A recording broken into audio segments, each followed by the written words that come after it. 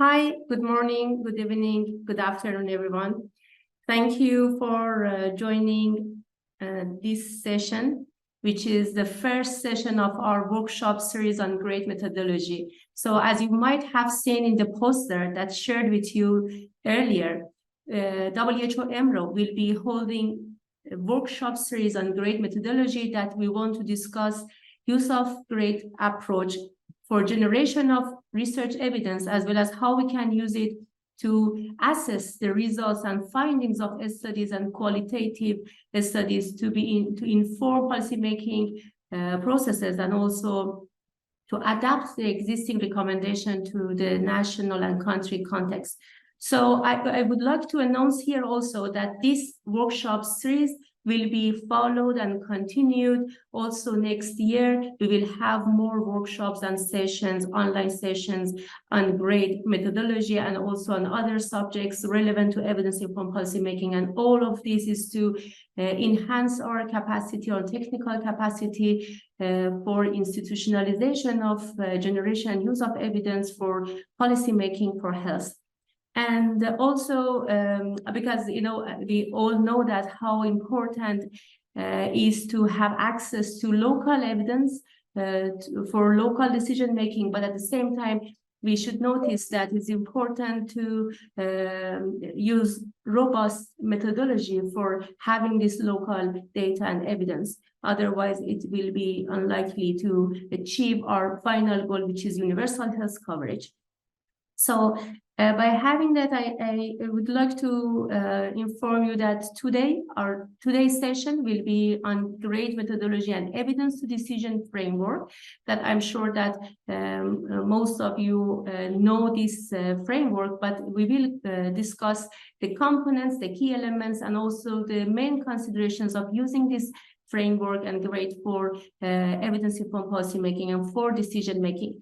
So today we will have two technical sessions, and also we will have one session to hear from you about your experiences, your challenges, and your lessons learned from using grade methodology and E2D for decision making in any level, at any levels in your country. So we are eager to hear from your experiences as well. And please ask your questions, put your comments, your suggestions, or even if you have any question using the chat box, put them on the chat box. So my colleagues, and also we have Malika with ourselves here, she will check the chat box messages, and then in the question and answer sessions we will of course address those comments and questions from your side. Also, I would like also to ask you to once in a while check the chat box, because we will be sharing with you some of our sources regarding evidence-informed decision making. So you will find some of our resources. We will share with you some links and also some of our products. So please just check the chat box to keep and copy the links or download the files. This is for your further information about evidence-informed policymaking and also for your future reference on this topic. So I will stop here just to keep ourselves on time. And now I would like to invite our esteemed colleague, our first presenter, Dr. Eli Ag, who is the Professor of Medicine and Director of AUB Grade Center in American University of Beirut, for his presentation, for his first presentation on understanding grade. Dr. Eli, over to you. Thank you. Dr. Manas, thank you. Thanks for the kind introduction, and thank you for inviting me to be part of this series. I was very excited to know about the series and the audience that is a high-profile audience. So looking forward to be part of this presentation and the future presentation on November 23rd. So what I will do, I will go ahead and share my screen.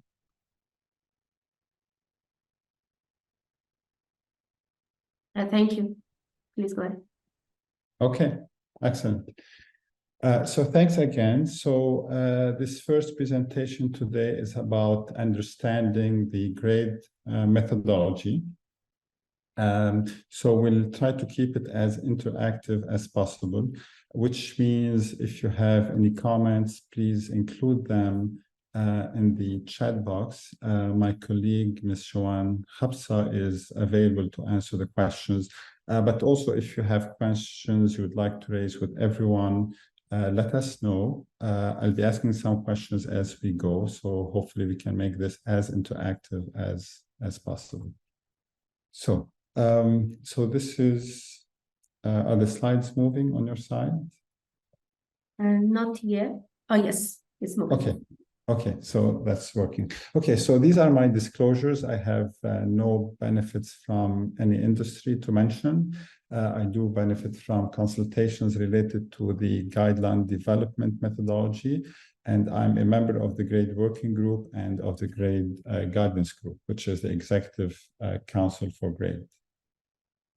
What I will cover today as part of understanding GRADE is starting with an overview of the GRADE methodology, talk about the GRADE key principles and concepts, and cover the evidence to decision framework. So this is a definition of guidelines I suspect most of you are familiar with. This is by the World Health Organization. It has been revised, as you can see, 3 times. Guidelines are systematically developed evidence-based statements which assist providers, recipients, and other stakeholders to make informed decisions about appropriate health interventions. So let me turn quickly to you and ask you which one of the terms in that definition you think is the most important one, at least from your perspective. So the question, any particular term that you think is key to that definition, if there are more than one term, yeah. Yes, so thanks, Kim. Yes, definitely evidence-based is a key issue because this is becoming, we moved from what people called eminence-based guidelines or recommendation to evidence-based, or better, the term better is evidence-informed decision. Because this is what the decision should be based on. However, there are some, yes, thank you, everyone. However, there are some other terms. So the appropriate interventions, yes, thanks, Yasser. And if you allow me to call everyone by first name, thanks for joining, Yasser. So the appropriate intervention is key because as you will see, those recommendations are about choosing between options, and the options that we consider should be appropriate and relevant to our audience. They should not be driven by what people have studied in their research. They have to be what people are considering in their decision-making process. So there are some other terms systematically developed that goes with having a systematic review, obviously, but also with having a systematic process of considering issues beyond systematic reviews. We were discussing this. The other aspect is that guidelines are directed not just to physicians or policymakers, but to all kind of providers, recipients, which are the patients and the public in most cases, but also other stakeholders, the program managers, the other clinicians, the caregivers in some cases. So that's also important to keep in mind in terms of how we develop the recommendations, but also how we frame them and present them. So that's thank you for the excellent interaction. There are 3 typical approaches to developing recommendations. So one is the standard approach, where people start their own process of developing the question, gathering the evidence, having their own panel, and issuing the recommendation. There are 2 other alternatives that people have used in order to make the process more efficient. One is adoption of source guidelines. So let's say the World Health Organization have developed high quality guideline. I decide just to adopt that guideline and make it as mine. So as what people call as is. The other approach is to adapt the source guideline, meaning, okay, I'm not going to develop my own guideline. I'm not going to adopt as is. What I'm going to do is to look at the recommendation and see how I can fit them or adapt them to my context, because the way they were developed, maybe the way they considered the resources is not appropriate for my context, because things might be more expensive in my context. And in our upcoming workshop, which is on November 23rd, we'll be talking more about adoption and adaptation. Today, we'll focus more on the process of development. So to start with an example, this is a guideline from the World Health Organization that has been published about more than a year ago. Infection prevention and control guideline for Ebola and Marburg disease. So mainly focusing on Ebola disease. So this is the guideline.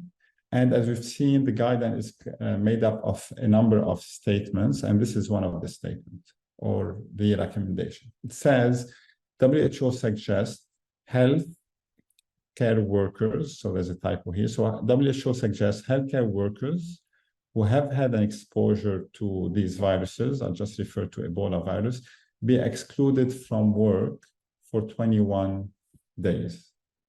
So you see that this is one out of many statements, and this statement is actually addressing a question.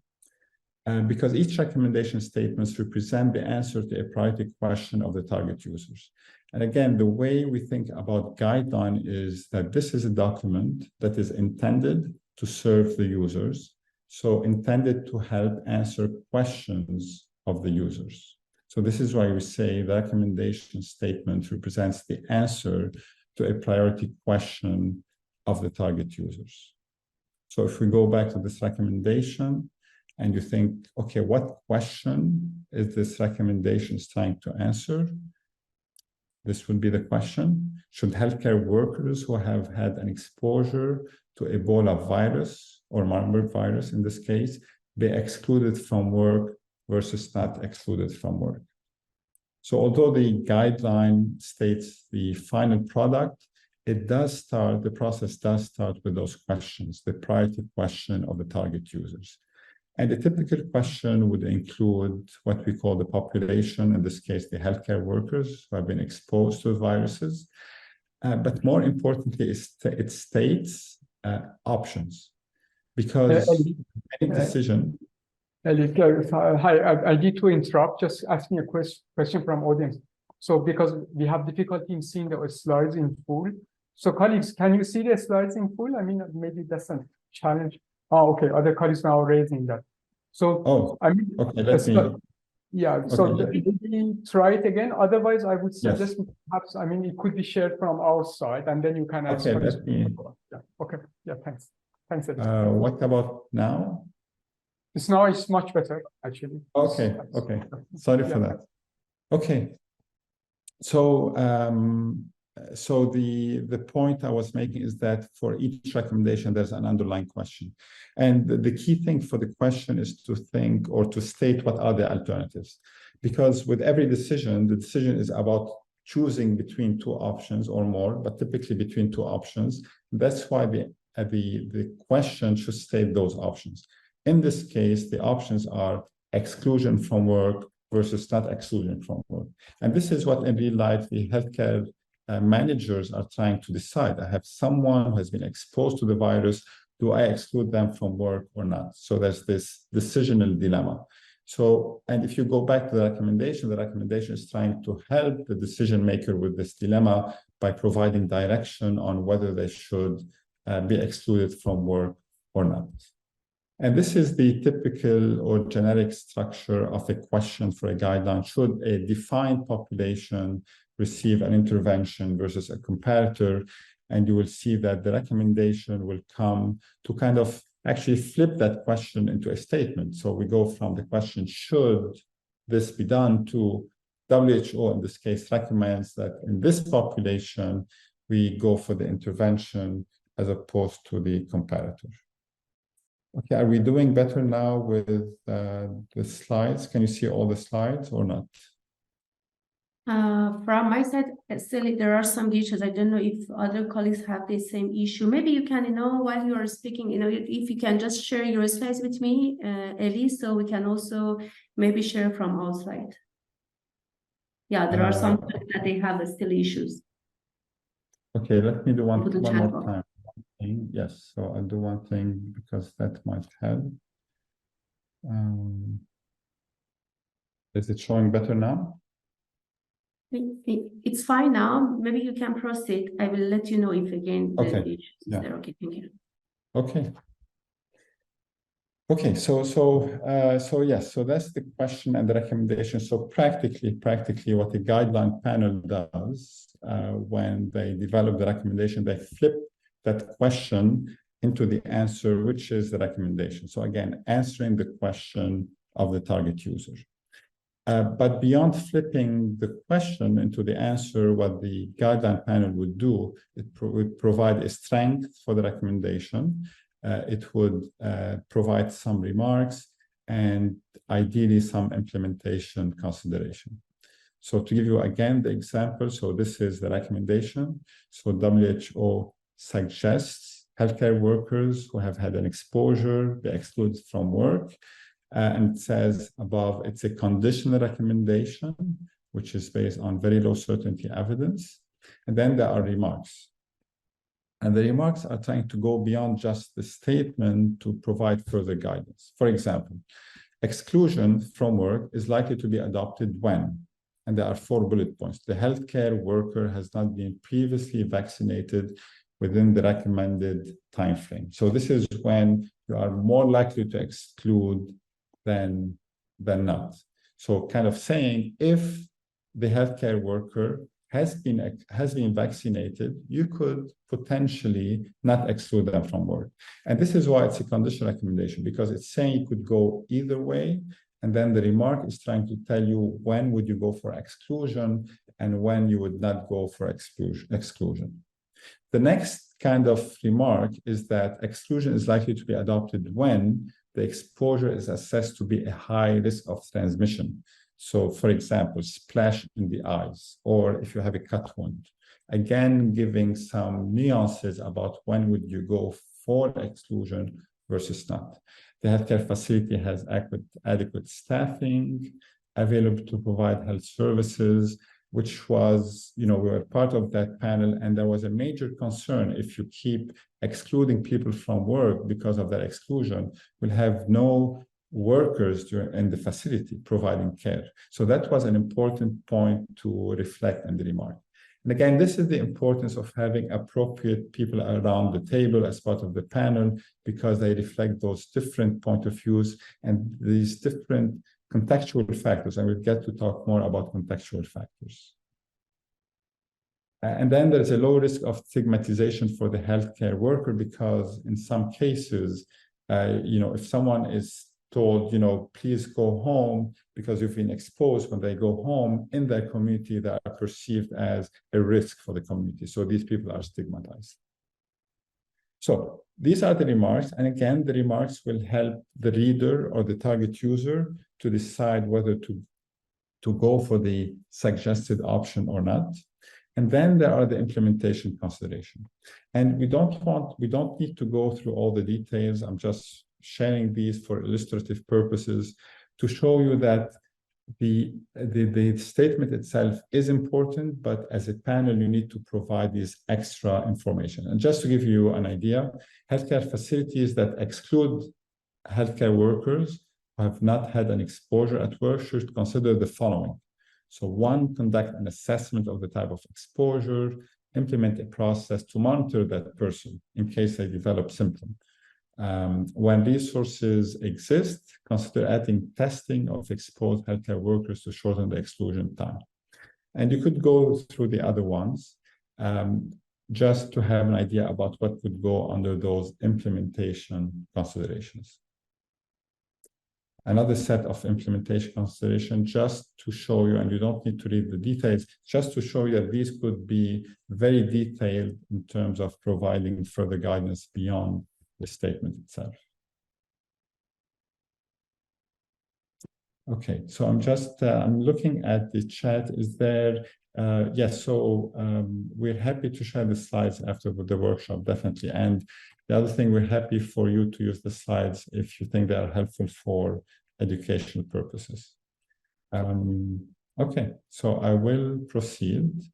And to mention an important point, we like to always highlight that developing a recommendation is a decision-making process. Why? Because you need to think about who is going to make that decision. The options are being considered, the factors based on which decision is made, and the database on which those factors are judged. And I'll just give you a quick example. So imagine that you want to buy a new car. And the car, you could go for an electric car or a regular car. Then you have to think before you go, who is going to make your decision? Is it just you? Is it you and your spouse? Is it you and the kids? So who is going to make that decision? And that is really key, because depending on who is making the decision might end up being different.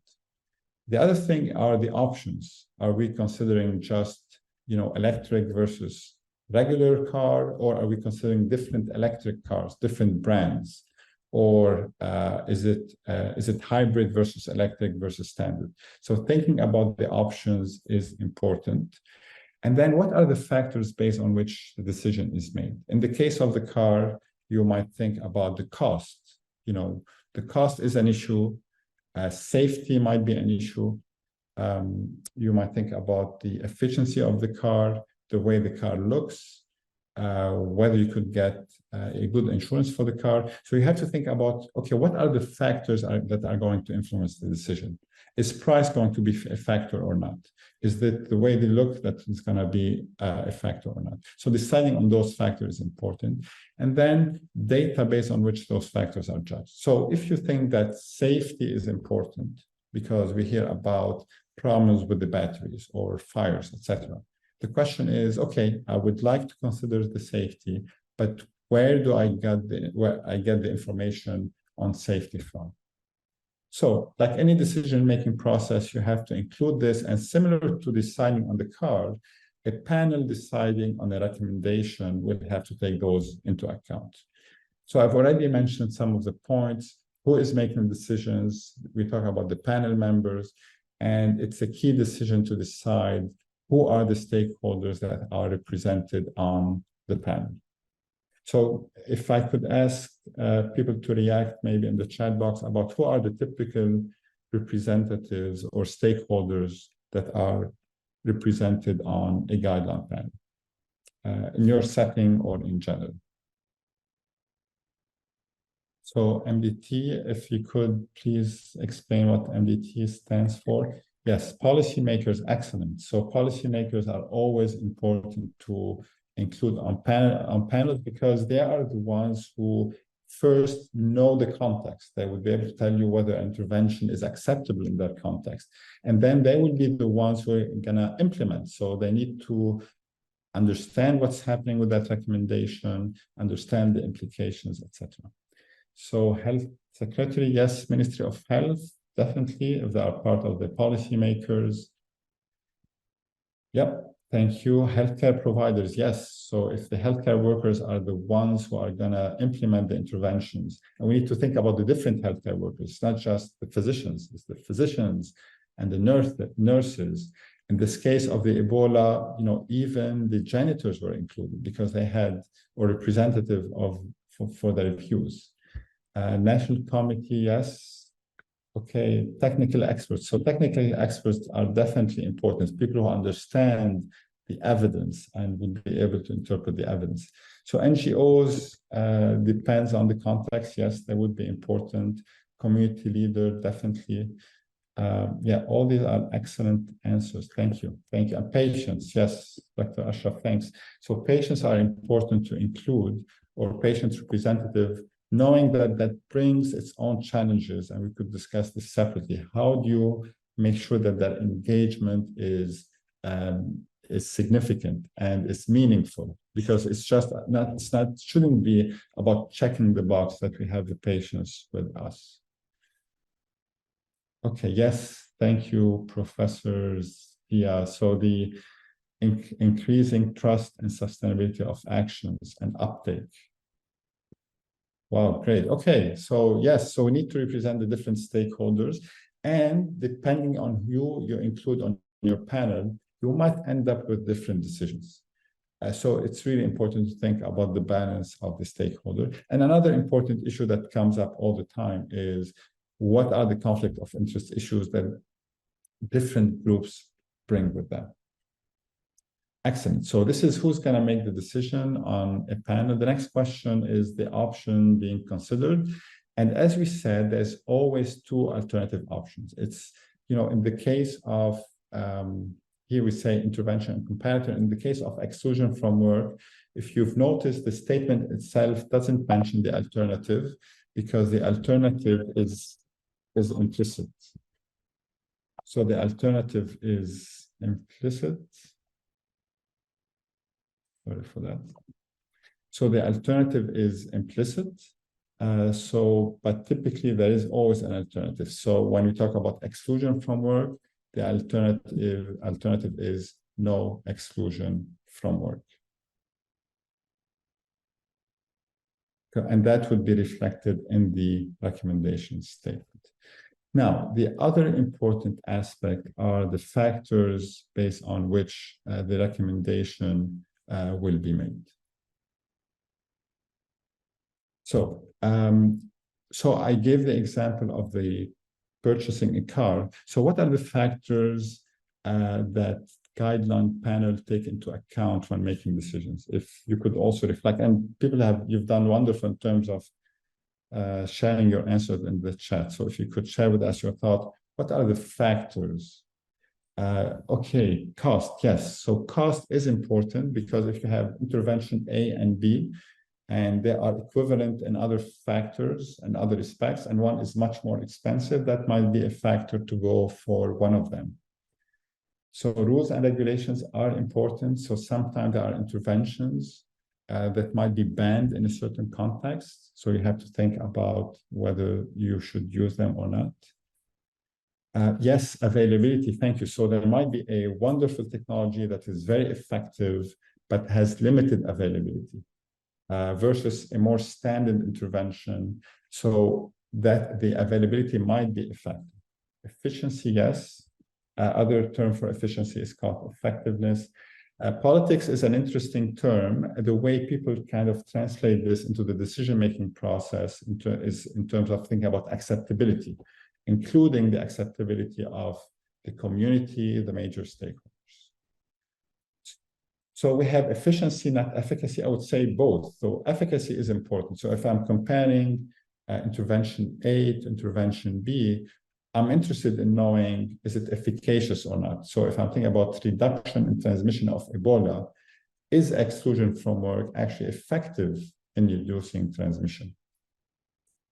So the country context, yes, definitely. So context is key and will be reflected in different ways. I'll come back to this.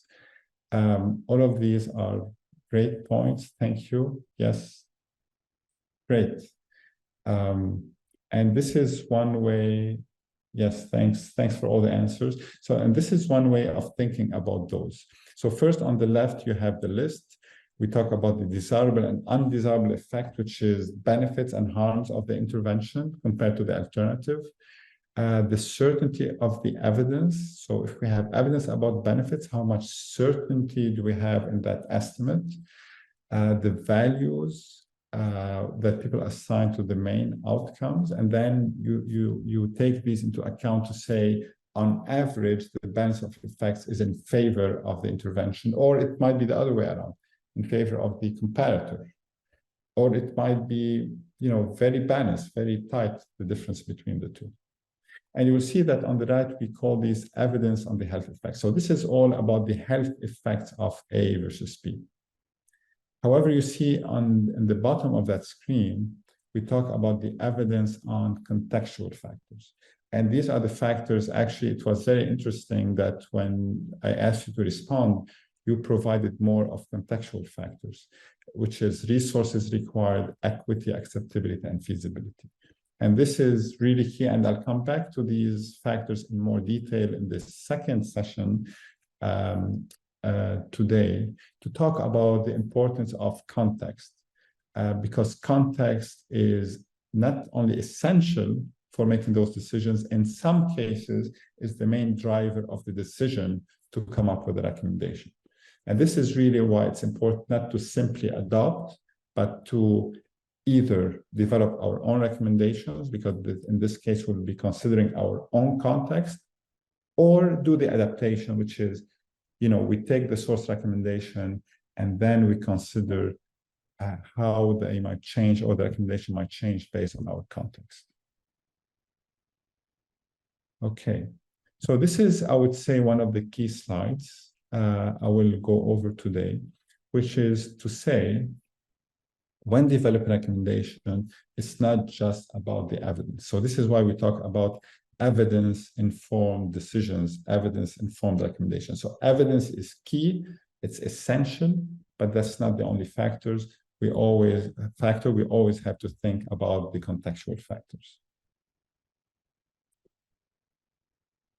So the last question I had based on decision-making is, where do we get the data for these different factors? So there are different sources, obviously. So here you will see that on the right-hand side, these are the same factors I listed on the previous slides, going from desirable effects to undesirable effects to the certainty, the values, the resources, etc. So typically, the desirable effects and the undesirable effect, you do what we call the systematic reviews of the evidence, or the evidence synthesis and the meta-analysis. We go to the literature, we collect data about those. In one of the cases, in this case, people did also a systematic review on minimally important difference for certain tools.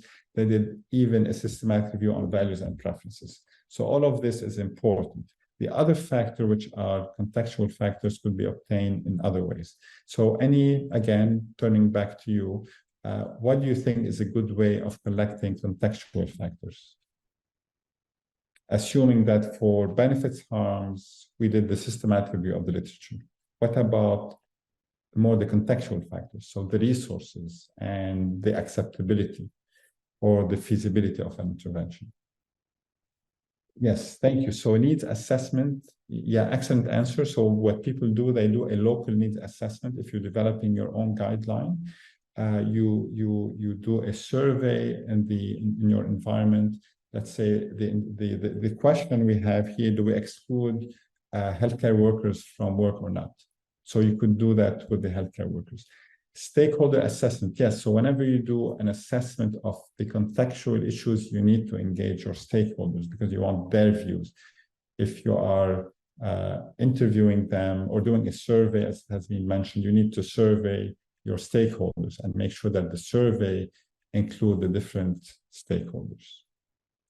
Situation analysis, surveys, case studies, yes, excellent. All of this is very helpful. So we go back to say that developing a recommendation is a decision-making process. You bring the panel to make that decision.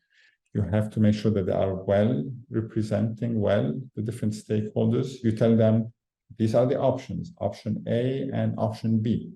And then you say, think about these two options in terms of the benefits, the harms, the certainty of the evidence. Think about which one is more acceptable, which one is more feasible. Think about there's some equity issues. And as you ask them to think about them, you provide them as much data as possible so they can make what we call an informed decision.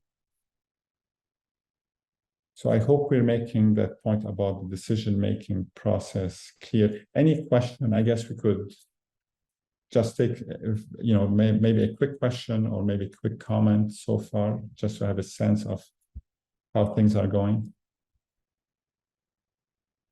If anyone has a quick question. If not, we do have a Q&A section. We could wait for that. So here I'm going to talk about the typical approach to developing guidelines. We talked about this as being a decision-making process, but actually the overall process is kind of elaborate. And those of you who have been involved in developing guidelines will be able to relate to these different steps. So there are different ways of representing this process, but typically, it comes like this. So you develop the scope of the guideline. Is my guideline going to be about a specific infectious disease? In our example, it was Ebola virus and Marburg virus, so they decided they want both. You might be dealing with, let's say, a non-communicable disease kind of guideline. You have to think about, which disease, which entity, which specific population, etc. So once you decide on the scope of the guideline, you set up what's called the Guideline Development Group, which is the panel. And in the case of WHO, they involve the External Review Group. You develop what's called the PICO question. So PICO is a concept that is an approach to developing a systematic question. And the key issue here is that you start with the question. It's really important to start with the question, thinking about what are the decision-making needs of my audience. What are the questions that my audience are asking that I, as a panel, and as a guideline effort, will need to address. And this is how you prioritize those. Number 4 is the typical systematic review process where a team, ideally experienced with systematic review, will go and collect any evidence related to the questions of interest. Number 5, as part of that work, they would do what's called the grade certainty of evidence. And 6, this is when you bring everyone together, the panel, and you go through that process of decision-making where the end product of 6 should be those statements saying we suggest this over that, we recommend A over B. Then comes 7 and 8, which are the external review, dissemination, implementation, and evaluation of the impact. And we have a comment that if the main stakeholders are not involved, the guideline won't answer the question, and the practicality of implementation might be the big challenge. And I cannot but agree with you, because those stakeholders will tell you exactly what are the questions of interest to them. So if you bring researchers and academicians to be around the table, they will probably prioritize the questions they are interested in, but these might not be the question being asked on the ground. So that's why it's an important point. In terms of number 2, so stakeholders are important for number 2, and particularly for number 8, as you've mentioned, in terms of implementation, dissemination. But now there's effort to integrate stakeholders really throughout this whole process. Thank you for the excellent comment. Now, we've talked about GRADE, just to give you a quick idea about GRADE. So GRADE stands for Grades of Recommendation, Assessment, Development, and Evaluation. This is an effort that started in around the year 2000. The reason it started is because WHO guidelines were criticized for not being evidence-based, one, and second, for not involving stakeholders in the decision-making process. So this is what GRADE methodology came to kind of address. It has been working on it for a while. If you are interested, there's a website for the GRADE working group. There's a series of publications in the BMJ and JCE journals. It has been adopted by more than 200 organizations worldwide, which is nice because now many of the organizations, the way they produce the guidelines, have a consistent methodology. The way they are framed is consistent. So this helps with avoiding confusion that existed before GRADE. Not that the problem is completely solved, but that's one of the improvements. So GRADE, and we always say this, did not invent any new concept. It just came and said, you have to be systematic, you have to be explicit, you have to be transparent. So it's forcing the process to be systematic. So what do we mean by systematic? It means that every time when we address or when we develop a recommendation, we have to go through the same steps in terms of, for example, the factors. every time we have to think not just about the benefits, we also have to think about the harms. We also have to think about the certainty of the evidence and not ignore it.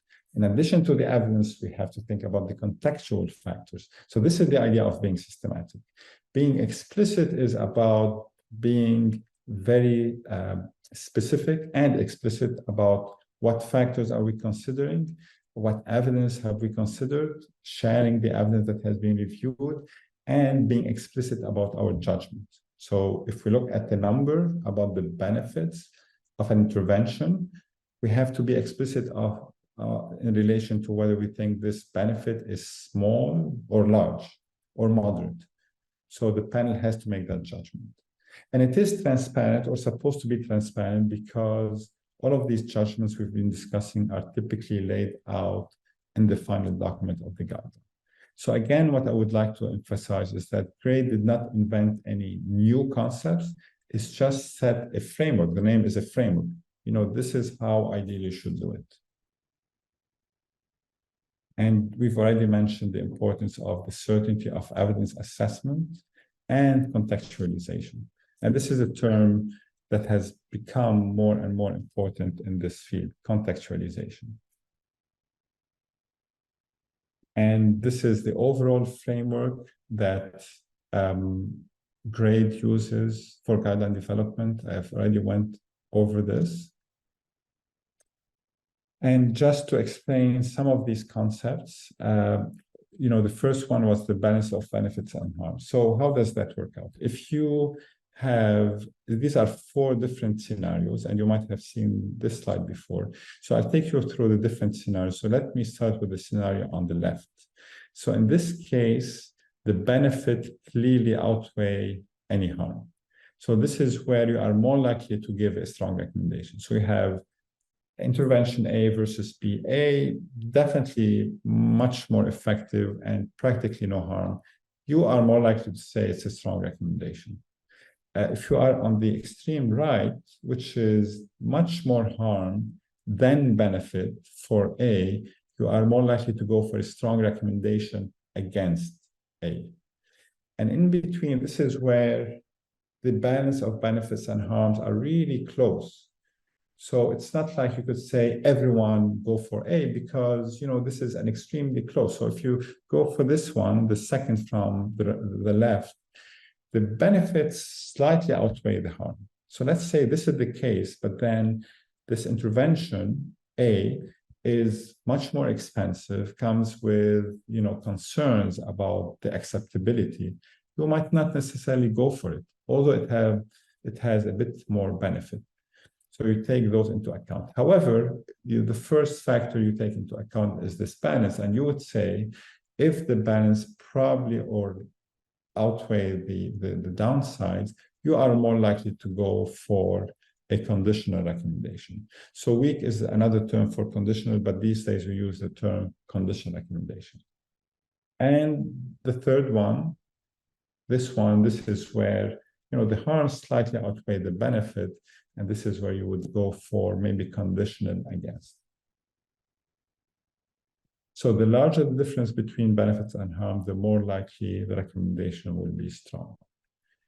The next factor is the certainty of the evidence. And the certainty of the evidence, this is the extent to which the confidence in the effect estimate is adequate to support the decision. So this is kind of the technical definition, but a simpler way of putting it is, let's say a systematic review provides a number. It says, compared to intervention B, intervention A reduces mortality by 25%. So 25%, that's an impressive number. However, that 25% could come from 2 sets of data. One, it could come from a systematic review that has included 10 studies, very large studies, that are consistently showing 25% reduction, low risk of bias study, and there is no concern about publication bias. In this case, I'm very highly confident of that 25%. However, if this 25% is coming from a case series of 10 patients, where 10 happened, they got the intervention, There's no control group, and half of them did not die, or 25% did not die. Obviously, the certainty that I have in that 25% is much lower in the case of the case series. So that's why instead of saying it's a 25% reduction, we say it's a 25% reduction, and our certainty in that number is moderate, high, or low, or very low.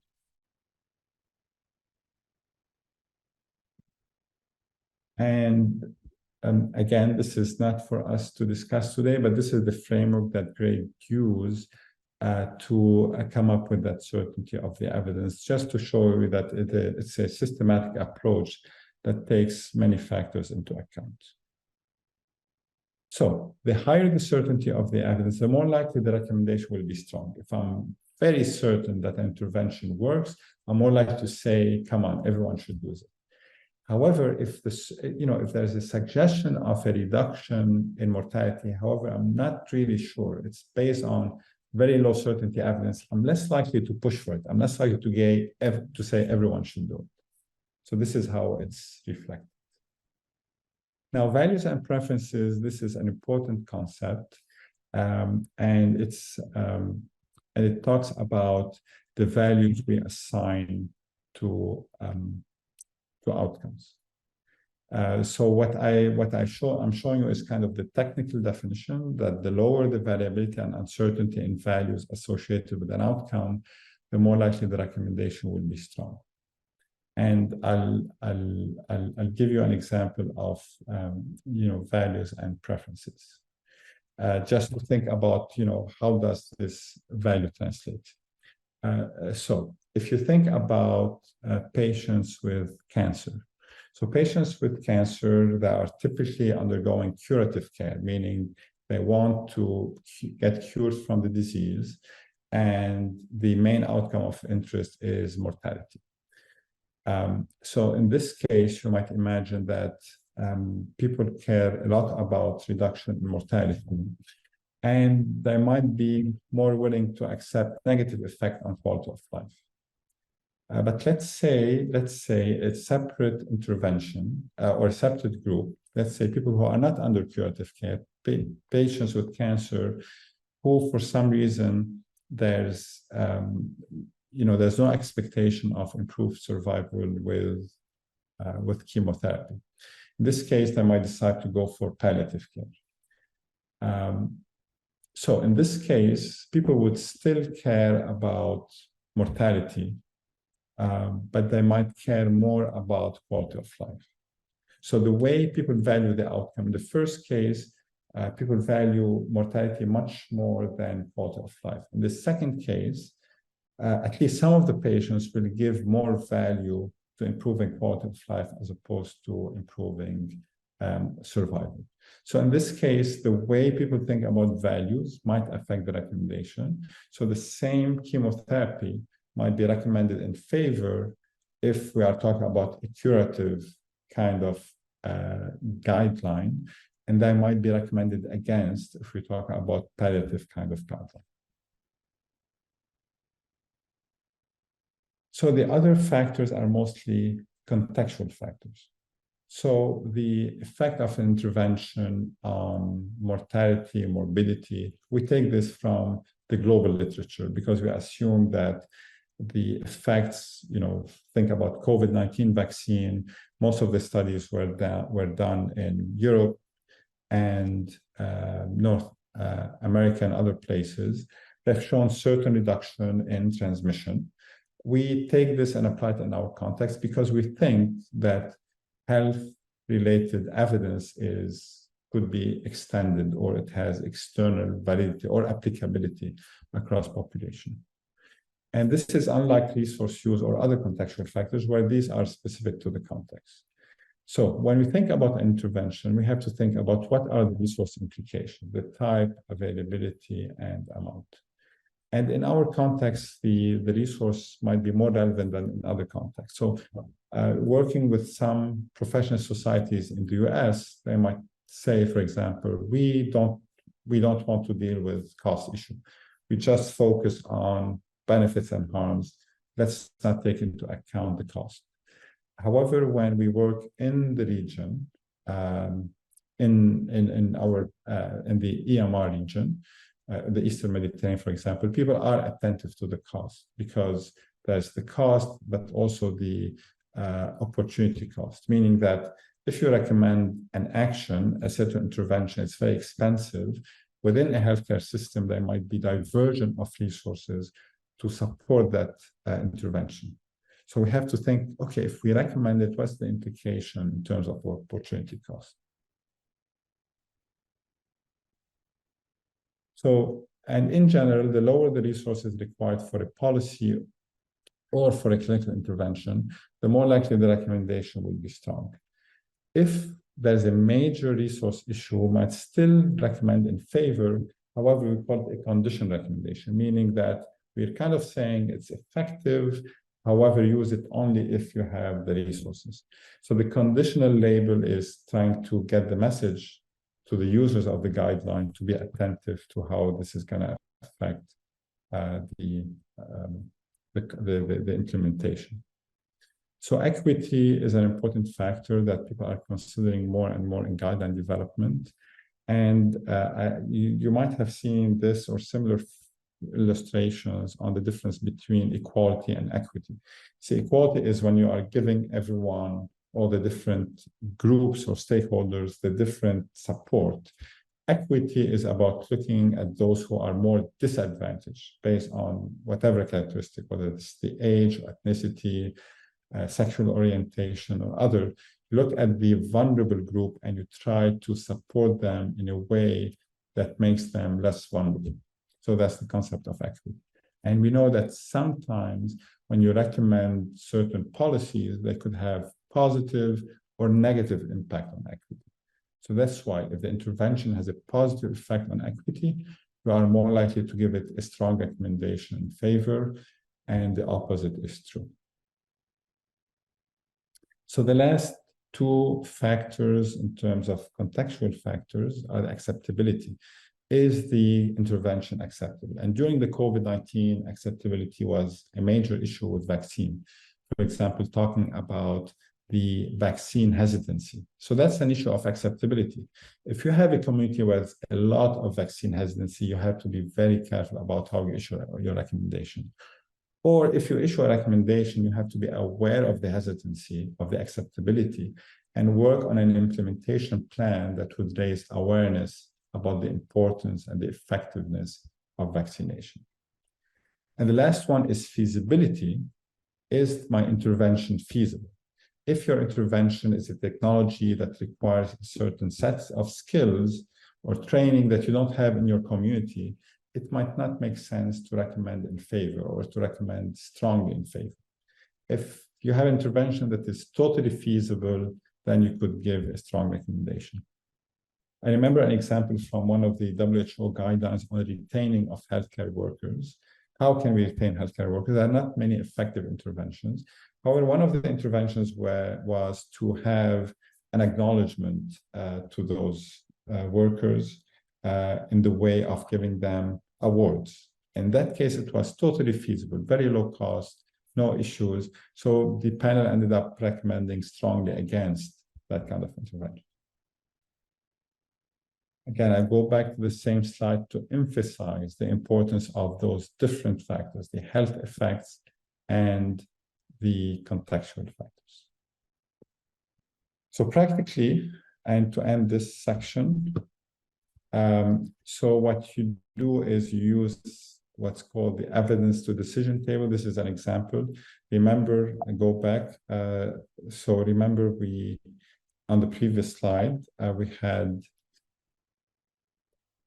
had a list of factors. So this is one of them, the desirable factor. When working on a guideline, what you need to do as guideline organizers is present the guideline panel with the research evidence, which is listed in the middle. The panel might end up with additional consideration, which is, their opinion and perspective, and then they end up judging the desirable effect. In this case, based on the evidence they were presented with, they thought that the desirable effect of the intervention of interest was moderate. And going back to this list on the left-hand side, they would make a judgment about each one of those. In this case, they thought that the desirable effects are moderate, small undesirable effect. The certainty of the evidence was such as low. And you see there are different judgments for each of those factors. For example, acceptability, they thought it's probably yes, acceptable. Feasibility, they judge that it varies by context. And once the panel goes over the different factors for decision-making, they have to vote on the recommendation. And this is how the panel ended up with, again, the specific recommendation, which is a suggestion in favor of exclusion with the additional remarks. So what I'll do, I'll stop here. This is the end of the first part, and I'll hand it back to Dr. Mernaz. Thank you, Dr. Ali. We took some time from the question and answer session, as I have already addressed some of the comments during the technical session. So, and now it's time for, we have 1 minute. If there's any question that you want to share with us, please. Otherwise, we have 5 minutes for a break. And after 5 minutes, we will come back to continue our session. So also we will have a moderated session later. So if you have any comments or suggestion or experience, you can share with us in that session as well, which is later after the second technical session. So colleagues, in 1 minute, if there is any comments or suggestion, if you have any question that you want to share with us. Oh, I see here that Professor Ziyosef cannot hear me, please.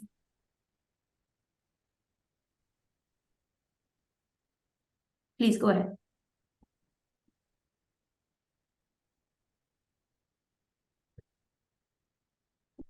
So I think there is no specific comments right now. So we can go for 5 minutes break. But please, colleagues, be here after 5 minutes. Hi again, everyone. Thank you for bearing with us. So we need to start and to continue the session with our next technical session, which will be presented by Dr. Eli again, which is about great evidence to decision framework in practice. So Dr. Eli, over to you for your second presentation, please. Thank you. Yes, thank you again. Just wanted maybe just to ask whether people have any main question or a major question about the first part, just before I proceed, because it will kind of build on the second part will build on the first part.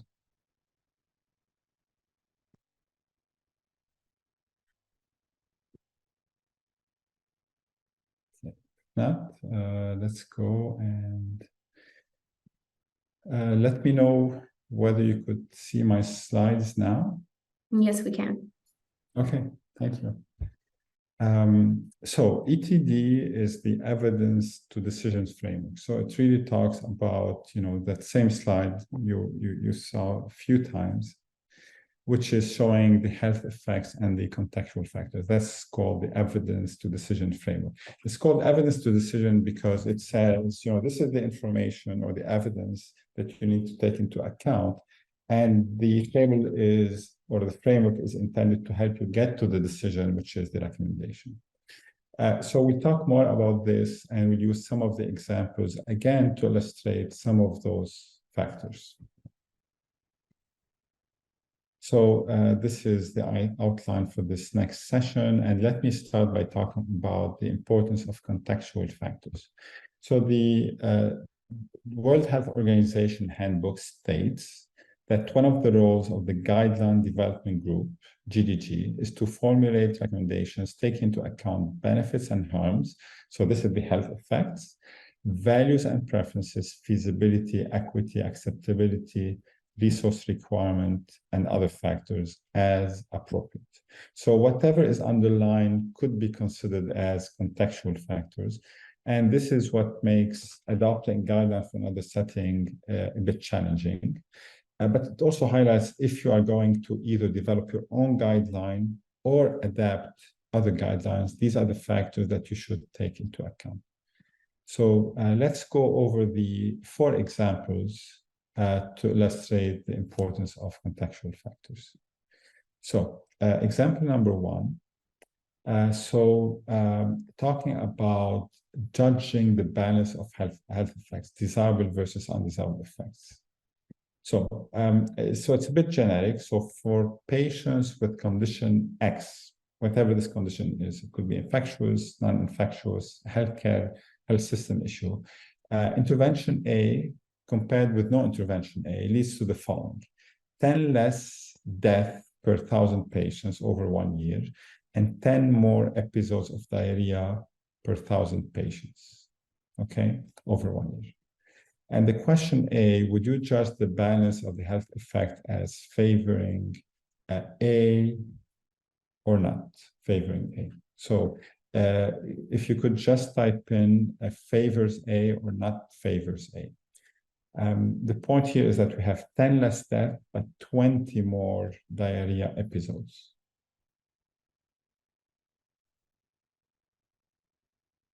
Okay, so let us know what you think. So again, if you're making a recommendation and you are presenting with data about benefits and harms of A versus not A, and A leads to 10 less death per 1,000 patients, but 20 more episodes of diarrhea, would you judge the balance of the health effects, meaning benefits and harm, as favoring A or not favoring A?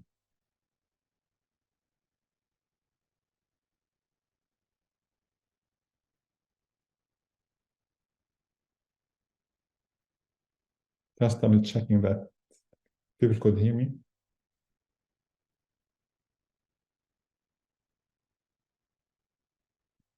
Can you hear me?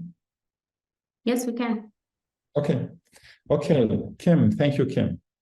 So can you say favors A? Okay.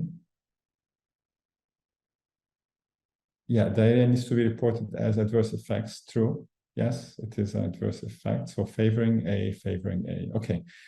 Okay, great. So I think there's at least among those who answered favors A. And I think one of the interesting question is when you are balancing benefits and harms, it sounds like you have more harms than benefits. So why did we go for benefits A? Would anyone, and if anyone would like to use the microphone, please feel free.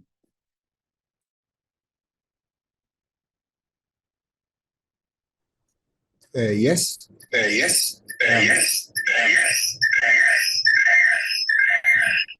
Sorry. Yeah, it's okay. So there might be a sound Can you hear me, issue. please? Yes, go ahead. Okay. I think we favor A because the benefits is more than the harms, because diarrhea is not a lethal condition. It's not like this. We have 10 less deaths per 1,000 patients. This is the benefit. The Yes. harm is 2 more episodes of diarrhea, but diarrhea is not weighing the like this. I think that's why we favor A, because we can accept the harm, but because the benefits are exceeding the harms, and the harms are not lethal or are not leading to death or serious disability to the patient. Yeah. So thank you. So it is about how serious the condition is, how serious the outcome is. May I? Yes. Thank you. I think because from the title is the contextual factors. So the diarrhea may be due to other, for example, other reasons. So we care about the mortality. So that's why we go in favor of intervention A. Thank you. Thank you. Thank you. Okay. Yeah. Hello? Yes, please go ahead. Yeah, I favor A as well. But for the 20 more episodes of diarrhea, the benefit is far more important. For the death, it's more important than diarrhea, because diarrhea is just a symptom. that might not lead to death. But if I have more assessment, more information that if the 20 more episodes of diarrhea are in infants, then maybe a further assessment is needed. So in this case, then intervention A might not be considered. Yes. Yes, so and thank you for that variation in assessing this. But I think what everyone is saying is that we have to judge the outcomes, and the outcomes might not have the same value. So think about the seriousness of death versus the seriousness of diarrhea.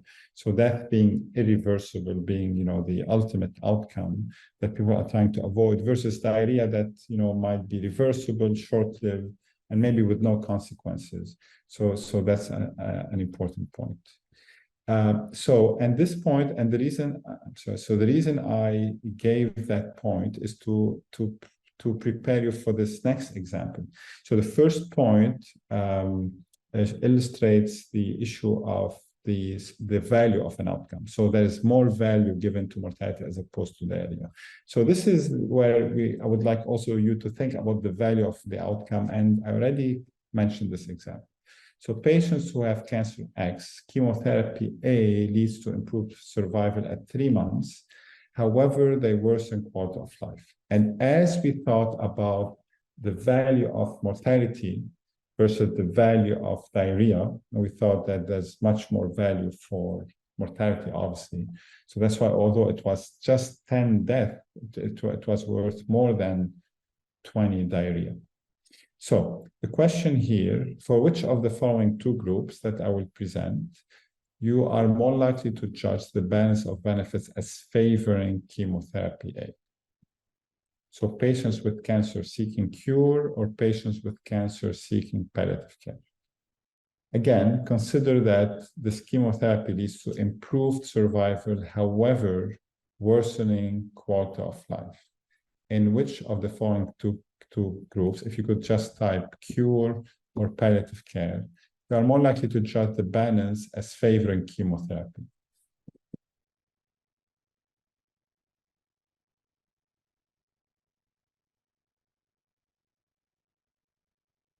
Okay, Kim is saying cure.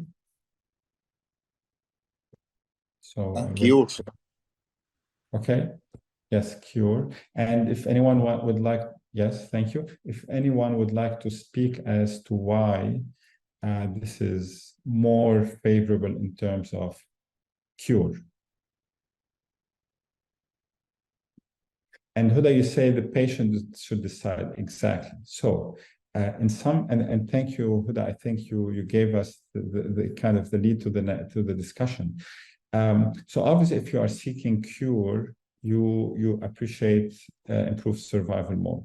If you are in palliative care, where you know that the mortality is inevitable, even if there's a small prolongation in survival, people might value quality of life much more, because I would say I have a short period to live.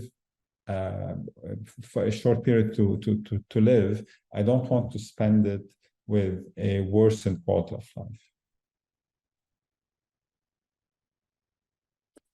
So this is illustrating that the value people assign to the different outcomes might vary depending on the context. So in the context of cure, people will value more survival as opposed to worsening quality of life. In other sense, people would like to achieve as much survival, even if it's at the cost of worsening quality of life. In the context of palliative care, it might. We're not saying it definitely does. It might, or is more likely to go the opposite way, where people might not be willing to compromise their quality of life for a short survival benefit. So they do give more value for quality of life. And yes, so patient decision and the patient decision making. So if you are giving a recommendation, to go back to that point, the recommendation would have to be conditional and would have to specifically say, it might be we suggest giving chemotherapy or we suggest not giving chemotherapy. And one of the remarks should be, make sure you involve the patient in that decision making, because we know that there is a variability in the value that people give to the different outcomes. So you need to involve them, and this is where the context is important. It's not like a blanket kind of assessment. So developing a recommendation requires judging the balance, and judging the balance requires consideration of the relative values of the outcome. And those values will differ between individual, religious group, and countries. So we know from clinical practice that in certain religious group, the quantity of life is the most important. So for them, if they are deciding, they will give much more value to prolonged life, irrespective of quality of life. In some other group, it's not the case. So that's why, again, I think people are making the appropriate comments about decision-making involving patients, but also at the community level, sometimes you have the whole community that have shared values, and you have to take that into account. So let's do another example of contextual factors. So an intervention reduces mortality by half. So relative risk reduction, 50%. So whatever the mortality is, you're cutting it by half. So my question is, if you want to answer in the chat box, what is the reduction in mortality if the baseline risk is 400,000 per million? So if you cut it by half, what would be the reduction? Let's say a vaccine cuts mortality by half. So by how much would you reduce mortality in this case if you apply this 50% reduction? Yes, excellent, Kim. So 200,000 per million. Yes, okay, thank you. So everyone is giving the same answer. Just to explain, we have an intervention that cuts mortality by half. So we go from a mortality of 400,000 per million to 200,000 per million. So now the next one, if you have a mortality of 4,000 per million and you're cutting mortality by half, what would be the reduction in mortality? How many per million would avoid death thanks to that intervention? Yes, 2,000, excellent. And again, the idea here is that what I'm trying to show you is that you have different baseline risks. So 400,000 versus 4,000. If you cut it by half, in the first case, a cut by half, meaning that 200,000 would benefit. In the second case, only 2,000 would benefit. And the third one, the mortality is just 4 per million. If you cut that mortality by half, yes, 2 per million. So 4 would have died. You have 50% reduction in mortality. Now just 2 will avoid death. Okay, what's the point I'm trying to make? The point I'm trying to make is that for the same intervention, 50% reduction in mortality, you have different benefits in terms of how many would benefit per million, depending on your baseline risk. You could apply this across different settings, different population, but also think about it in terms of, for example, the COVID-19 pandemic. When we were in the Delta wave, the mortality risk was so high, maybe it wasn't this much, this is just for illustrative purposes. The baseline risk was so high that, the vaccination, the whatever percent reduction would lead to more benefit. So now let's say we are in a phase of the pandemic where the virus has an extremely low mortality rate. So we're talking about moving from 400,000 per million to only 4 per million death. Although the vaccine will reduce mortality by 50% in either case, in the later phase of the pandemic is the absolute effect, what we call the absolute effect, or how many people will actually benefit will go down. And if you think about the recommendation, maybe in the first case during the Delta wave, you might give a strong recommendation. And if you are a clinician, you might be stressing to your patient, you have to take the vaccine. In the latter case, okay, you could take the vaccine. You're not that worried. And this is again showing that the baseline risk is important for assessing the benefits, and it has an effect on the recommendation. So it's really important as when you take a recommendation from one context to another, or when you are considering your context, to think about what is the baseline risk of a certain disease or the complication of a certain disease. And why do we call this a contextual factor? Because that issue of baseline risk varies by context from one country to the other, depending on the condition, depending on what the disease is. But also the context could be the time phase, you know, the initial phase of the pandemic, the later phase of the pandemic.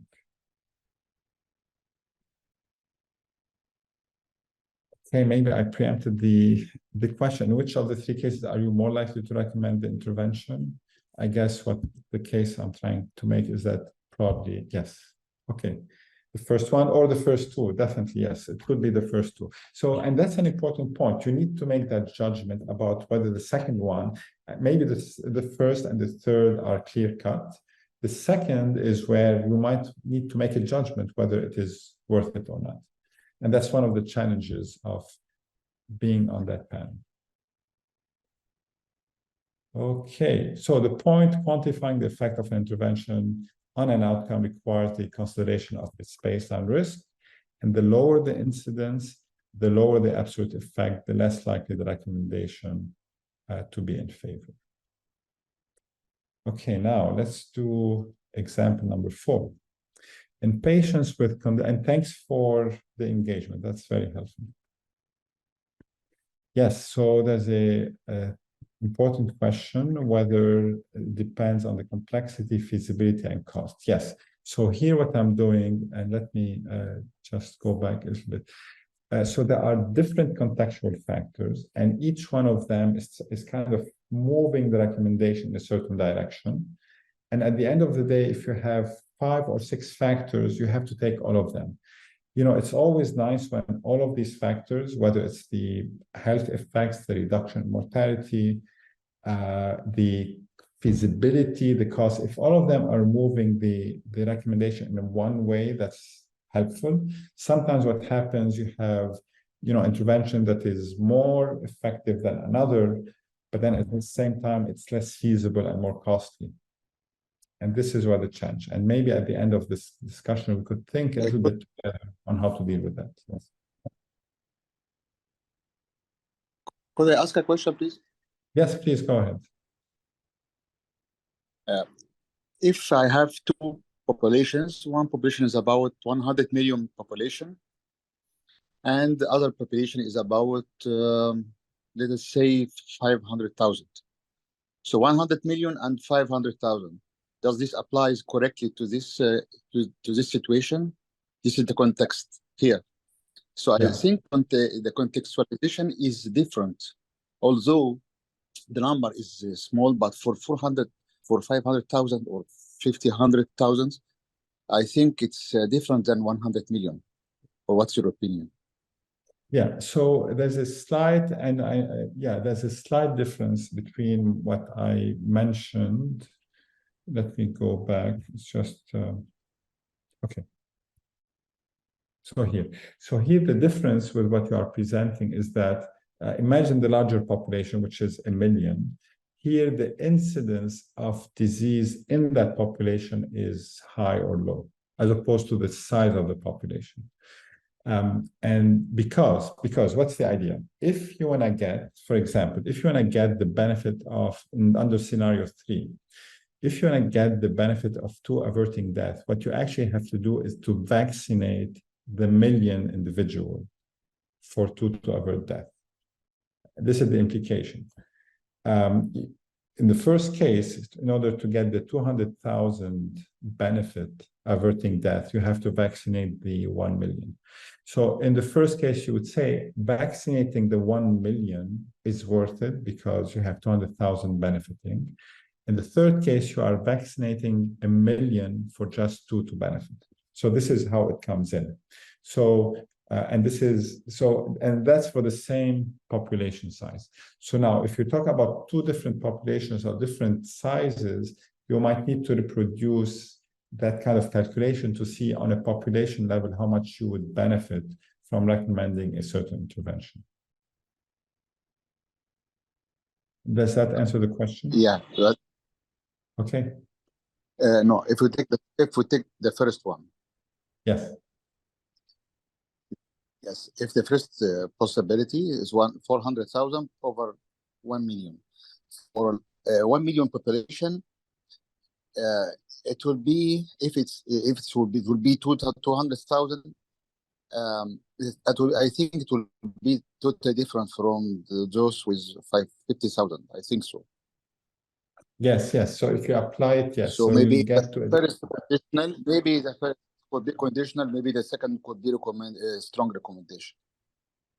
Yes. So if this is a population level recommendation, because you could think population level. If you are sitting in a Ministry of Health, yes, you have to take this into account. From a clinical perspective, it might be slightly different the way you think about it, because you're not thinking about the population, you think about one individual patient. But yes, I agree with your point that, you know, if you are a decision maker at a community level or Yes. a population level, you have to take those into account, no question. Yeah, thanks for raising it. Yeah. Okay, so now let's do the last exercise before we go to making some few points. In patients with condition X, intervention A compared with non-intervention A is just to have a favorable balance of health effects. So here, in this case, we're not gonna think about benefits, harms. Someone is telling us benefits more than harms. So this is good. We know that intervention is more effective than harmful. So I'll give you 3 scenarios, as you can tell. Scenario 1, the intervention is widely acceptable. Intervention, the second scenario, so scenario 1, widely acceptable. Second scenario, widely unacceptable. And scenario 3, it's acceptable in some, but not all settings in your jurisdiction. I'm just curious, can you think of an intervention where it might not be widely acceptable based on your experience? Could be a public health intervention or yeah, COVID vaccination, definitely there was a big debate about acceptability. Other examples maybe.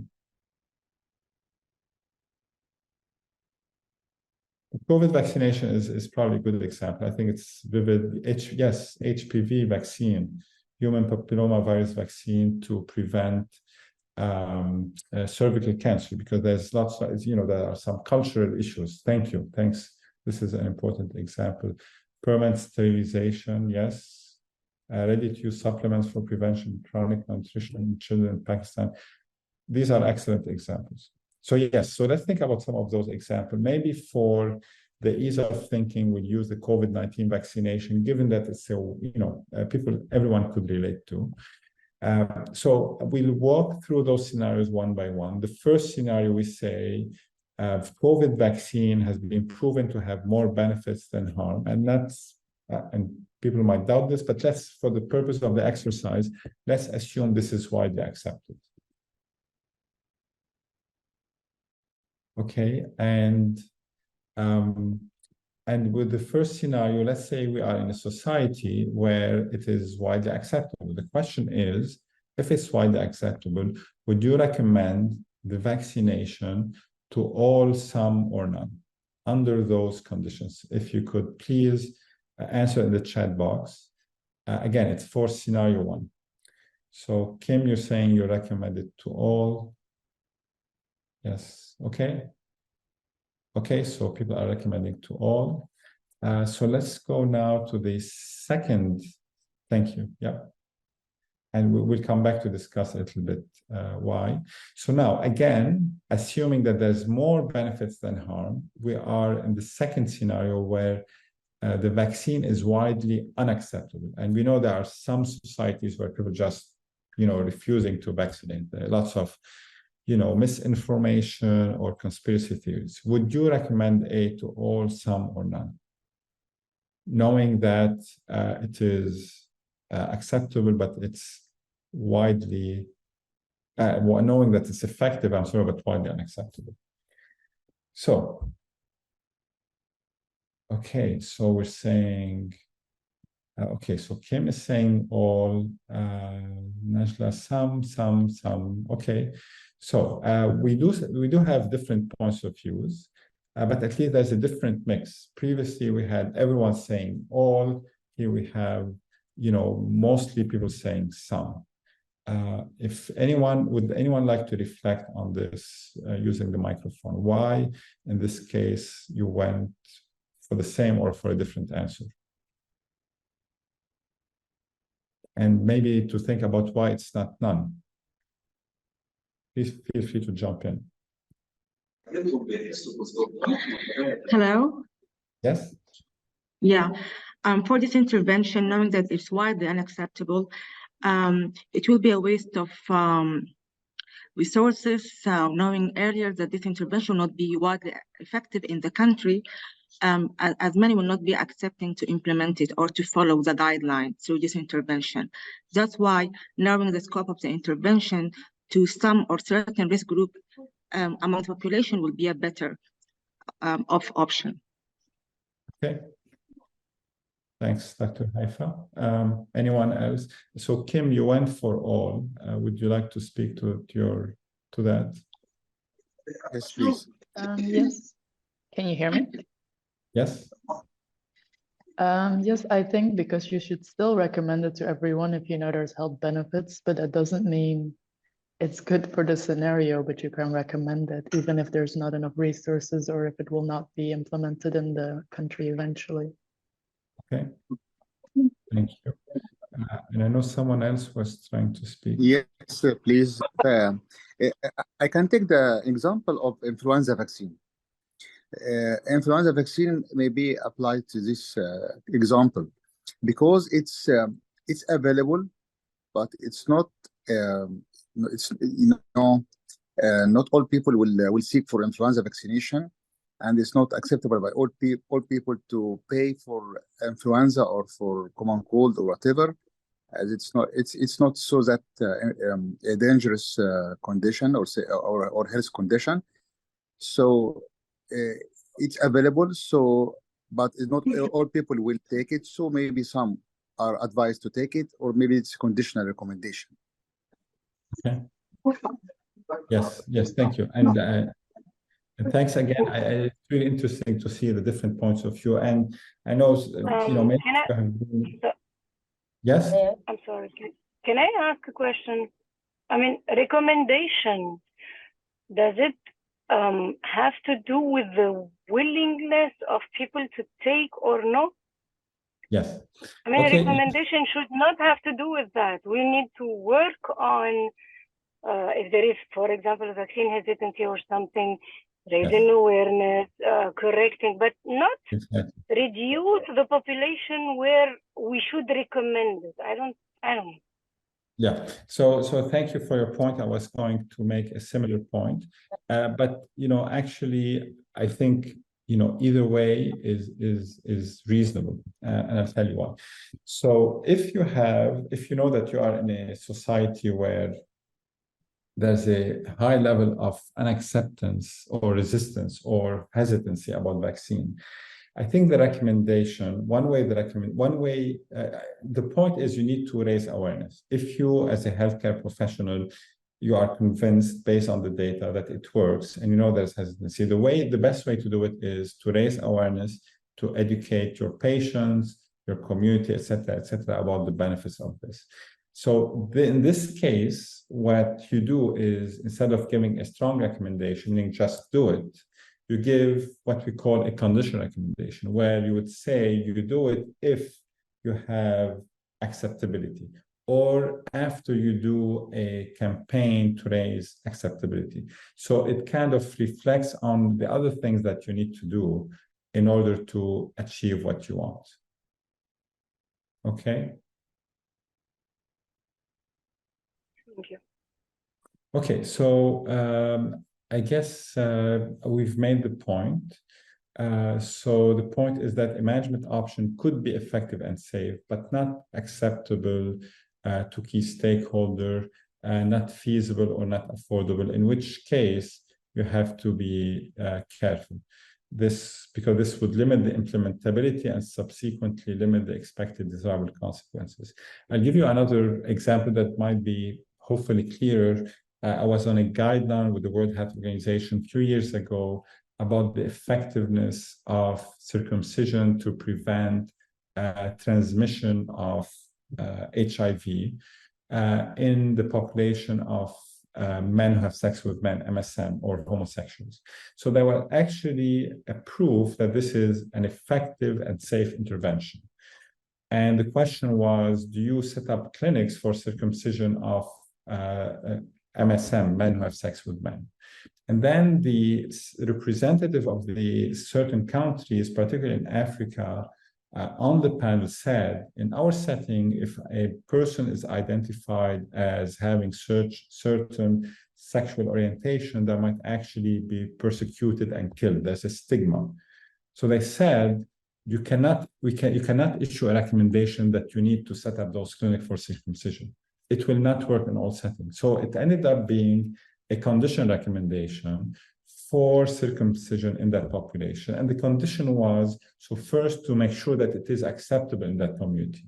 Otherwise, you're setting up yourself for failure and maybe more harm than benefit. Okay?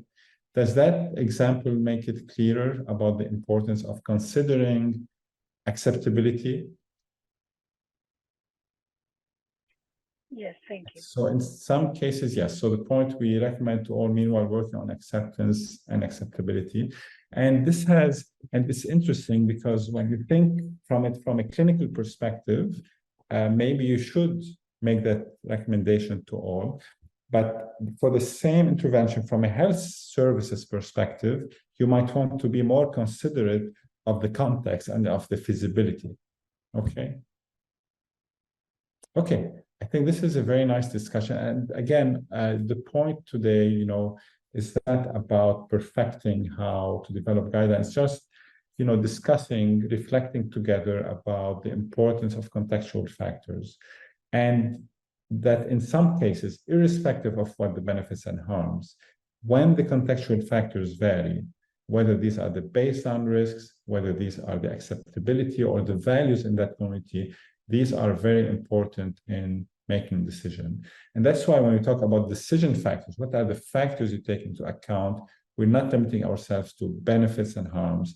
We're going beyond this to those other contextual factors as part of the decision-making process. So what you need to do is to consider whether the acceptability or feasibility or cost, any of those contextual factors varies across settings within that jurisdiction. So, and it has been mentioned sometimes that you have a wider jurisdiction with millions. So you have to consider having condition to consider these factors setting when interpreting the recommendation.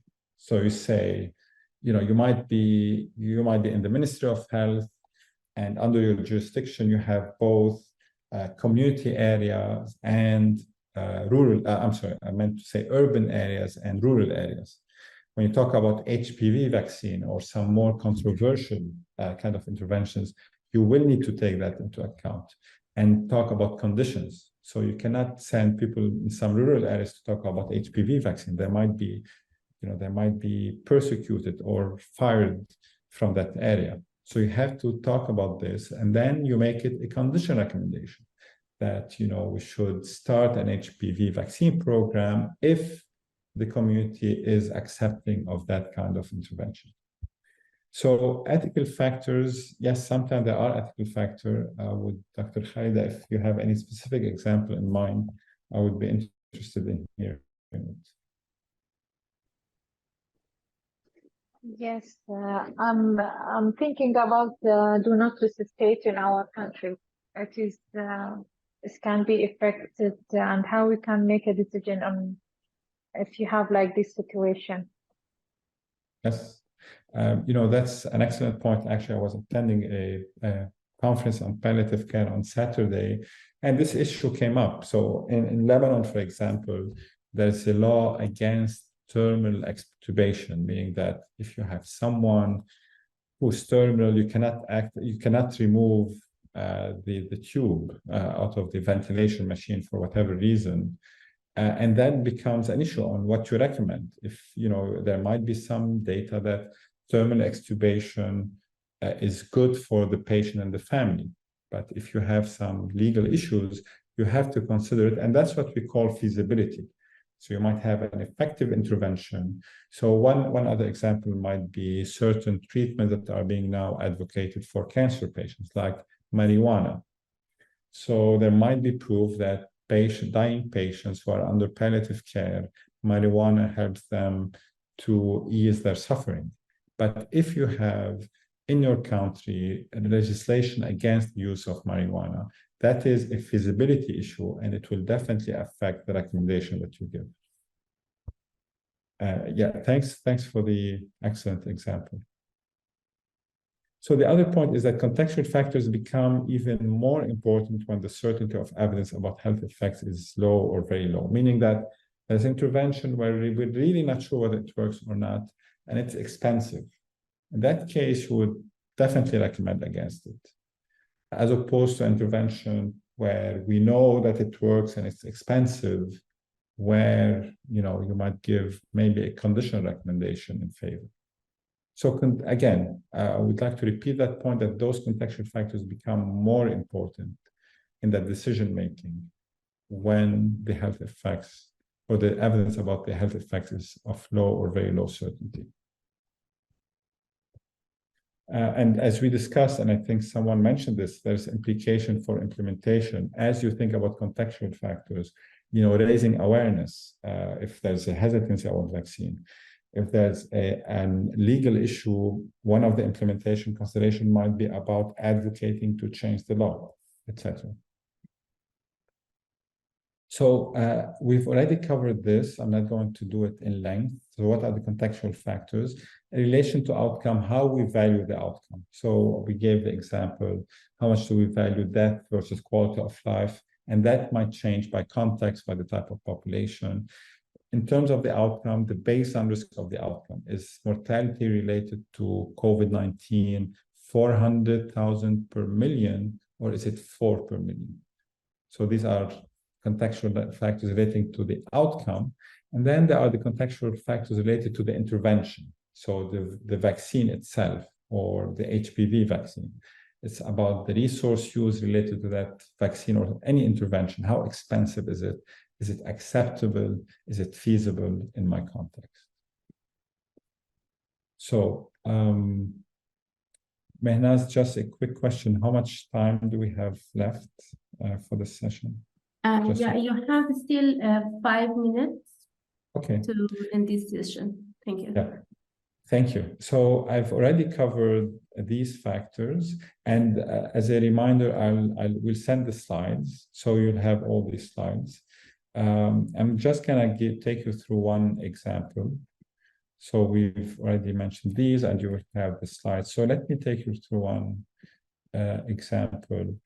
But first, just a quick note that the sources of information. So we've been talking about acceptability, feasibility, and cost.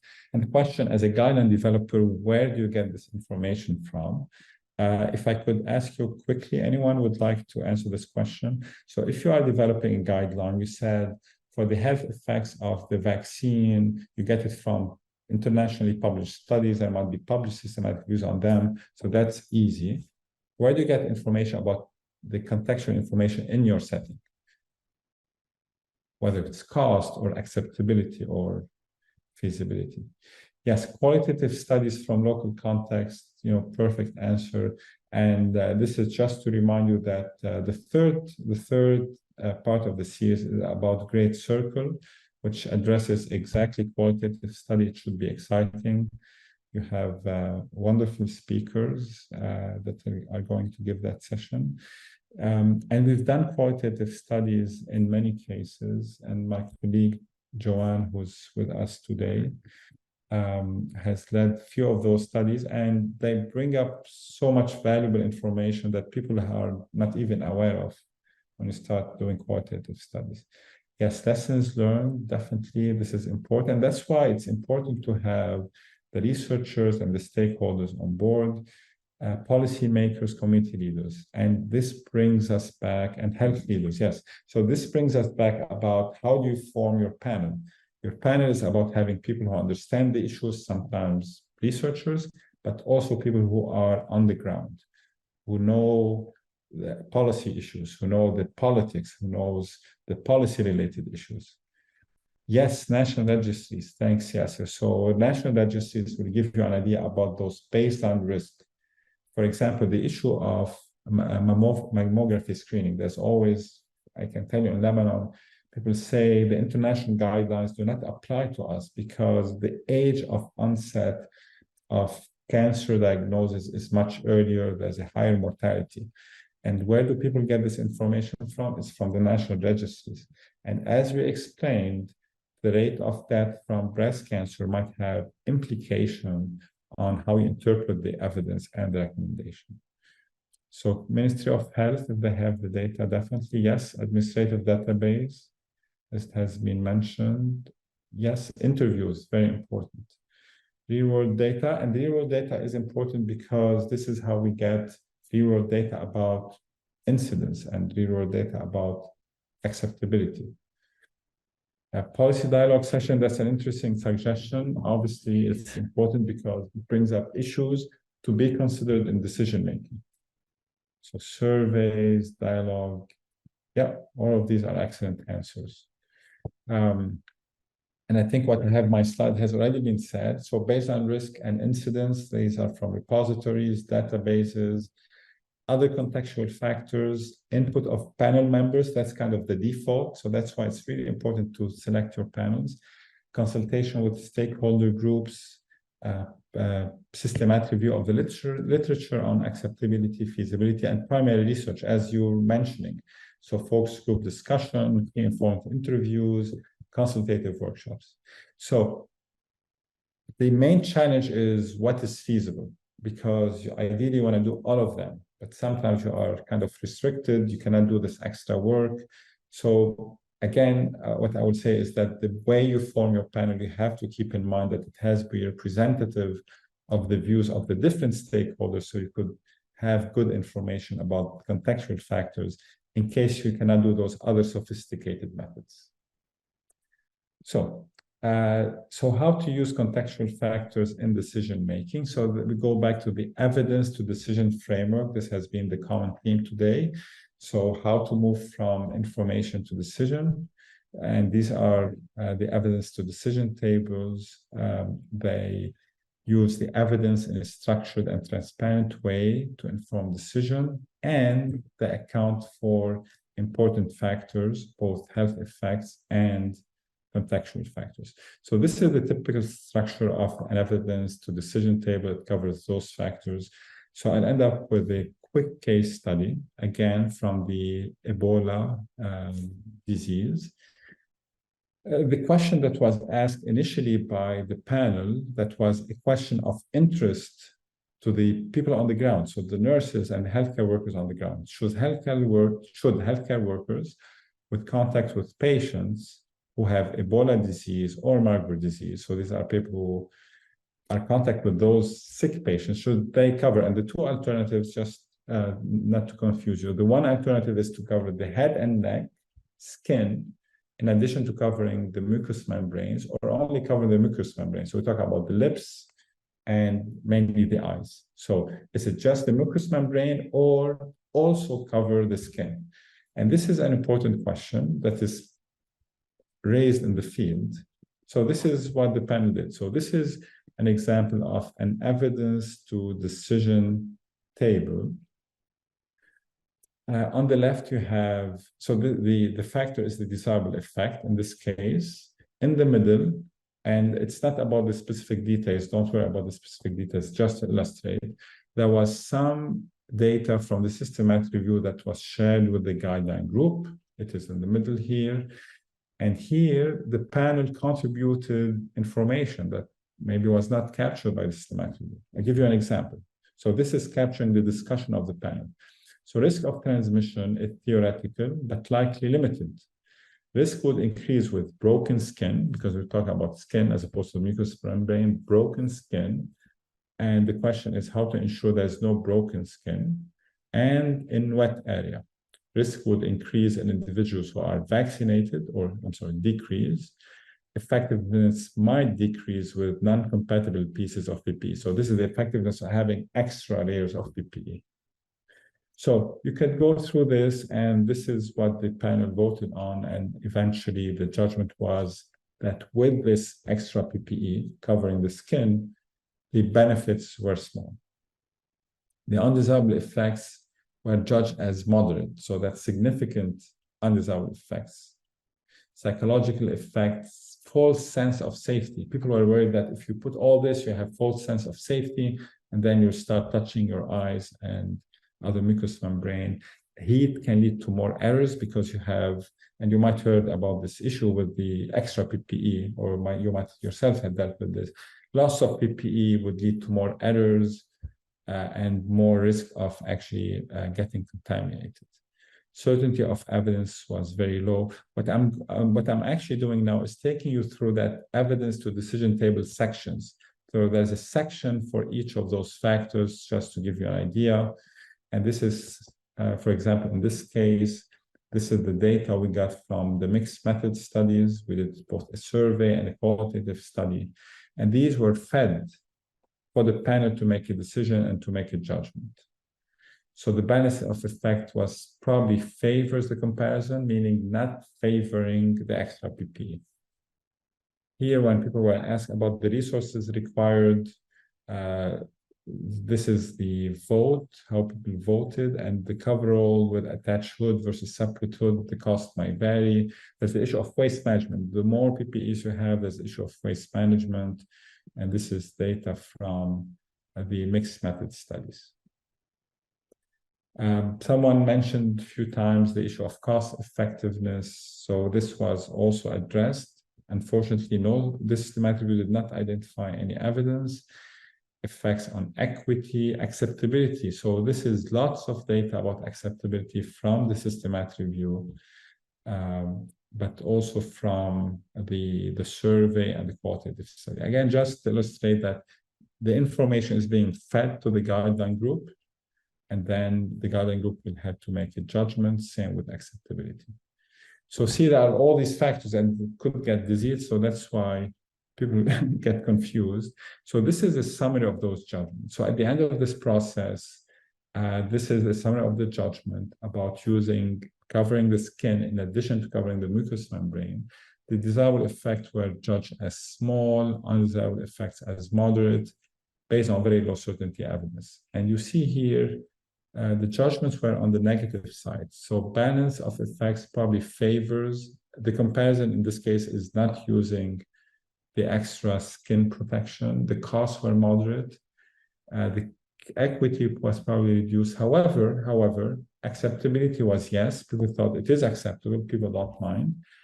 And feasibility is probably yes.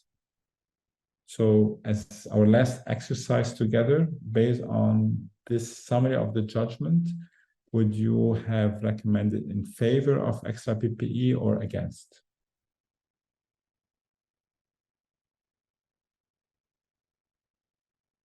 So yes, so there's a 1 yes in favor of extra PPE. Okay, and Shiman, would you provide a strong recommendation in favor or a more conditional recommendation, meaning that it's not a strong recommendation? If you could just, yes? I just have concern about the moderate and desirable effects. I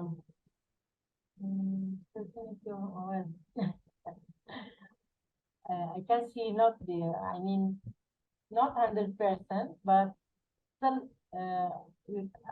I'm in favor of using because it's acceptable, feasible, and okay. Yeah, thank you. And I can tell you, the panel, we were part of that panel. The panel struggled with this. And as you exactly said, and others are saying, it was a conditional recommendation in favor. Because, as you said, exactly as you said, it was acceptable, feasible. The evidence was very low certainty. And WHO, so that's the final recommendation, suggests. So it's not a strong recommendation, it's conditional. It suggests covering head and neck, skin and mucous membranes over covering all of mucous membrane.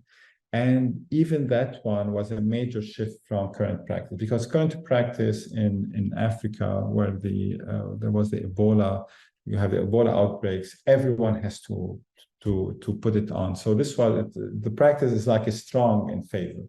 So then this recommendation came to kind of shift the practice a little bit to suggest that you could do it. So kind of saying you could skip it, but it didn't go as far as recommending against. And here they say decision, and this is one of the last slides, decision to cover head and neck skin in addition to covering mucous membrane should be based on risk assessment. Groups more likely to benefit from covering head and skin are those who have broken skin, who work in wet areas, meaning that people are coughing and there's splashes, and individuals not vaccinating against the circulating species. So see, this is really important that in addition to the recommendation, although it says suggests in favor, it's still giving you hints or giving the user a hint of who is more likely to benefit versus not. And that's the importance of considering these remarks as part of the recommendation. And some more practical issues about the compatibility of pieces of PPE, etc. So the one point I would like to make here is that you see whatever text you have underneath the recommendation, so from decisions and below, all of this came out of the discussion because people went through that table, the evidence to decision table. So the evidence to decision table forced everyone, the panel, to think about issues related to potential harms, to think about acceptability, the feasibility issue, the importance of training, the importance of, for example, the last point, make available PPE that is appropriate for people with certain hairstyle or beards or who wear headscarves. So in summary, the GRADE methodology stresses a structured approach, an evidence-informed approach, and transparency, as we've seen. And the evidence to decision framework, which is part of the GRADE methodology, really emphasizes using the contextual factors and coming up with a consensus approach. So thank you so much. Thank you for attention. And Dr. Mernaz, apologies for going beyond our allotted time. Thank you, Eli. Thank you for the great and excellent presentations and technical discussion. Thank you, colleagues, for your also excellent contribution to all discussions. So now we have 5 minutes, which the floor is open to discussion. So if you have any further comments, opinions, suggestion, or any question, please just unmute yourself and let us know your comments.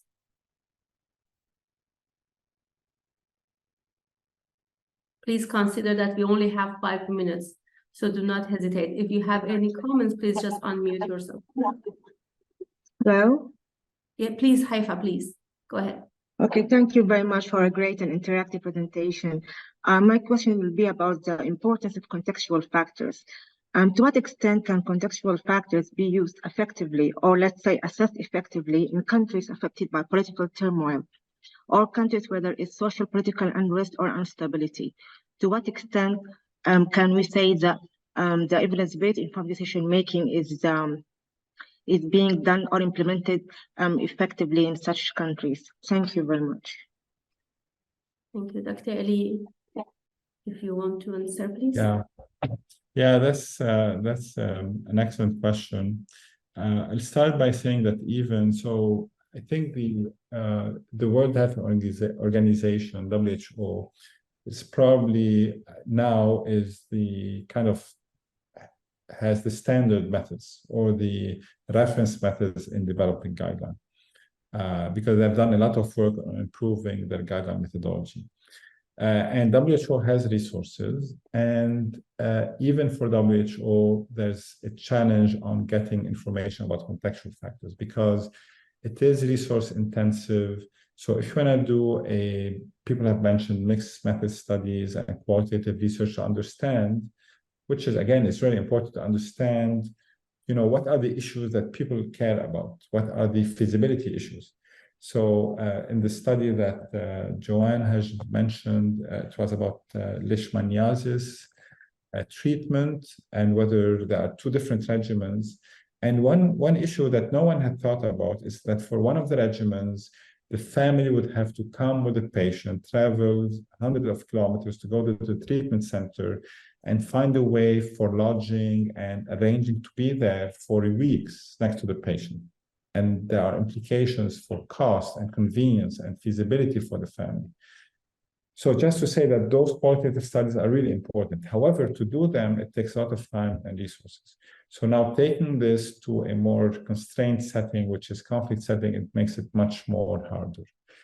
So, and that's why I said the alternative, which is very reasonable, is, on the panel, make sure that you have those views represented. So if you cannot do the study, at least at the time of the discussion, you have people who have those perspectives, who can bring them in, share them with the others. Sometimes having patients represented on the panel is important. It's just N of one, but it's better than nothing. So I'm interested whether there's any specific challenge you've faced in your setting and how you've dealt with it, because I think this is part of the sharing of experiences. Yes. The turnover of leaders, turnover of leaders, that will be the senior management, top management. Yeah. In the public sector and at the top government level, because their involvement is very important at the level of stakeholders involvement at the stakeholders group, in terms of diversity. And again, also the political will and political commitment is needed for interventions and public health decisions. Yeah. And this is an issue that many countries struggle with. And I can tell you one way to deal with this is to institutionalize the guideline development process. So instead of having it, being done ad hoc based on who is the Minister of Health, whether they are interested or not, I think having institutions that lead on this is important. And this is part of the effort we're trying to see in the region. I hope Dr. Arash will address this in his intervention, where there are some efforts to institutionalize the guideline development. And we've recently seen some effort in Egypt to do that. And I think this is really important to avoid or to deal with that kind of risk. Thank you, Eli. So I think that we just, now finish the time for this session. So we cannot take more questions now, but we will have again another session after our third presentation to again listen to your questions or opinions and comments. So thank you, Eli. So we will come back to you for our next question and answer session. Now I would like to invite our second esteemed presenter, who is Dr. Arash Rashidian, Director of Science Information and Dissemination Department within WHO EMRO. Dr. Arash, the floor is yours. Thank you. Hello, thank you, Dr. Karandish, for the nice introduction. And I'm really grateful to Dr. Ash. Professor Ash is a great colleague, a very good friend for many years, and one of the major scientists from the region, contributing to the knowledge in these areas globally.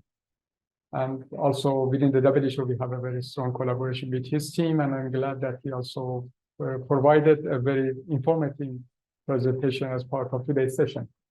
Obviously, as Mehnaz referred to earlier in the day, so this is from the great series of workshops. Obviously, there have been many capacity building events related to the topic already, but this is the first one, and there will be another session that again we will host early in that one, and then another session that in which we will be hosting Simon Lewin and Claire Glenton, again, two very influential people in these areas of work. Okay, so I go now to my presentation, and I'm in a way, let's see whether I'm allowed to share. I'm just checking. Yes, you can, Dr. Arash. I can, okay, very good. So,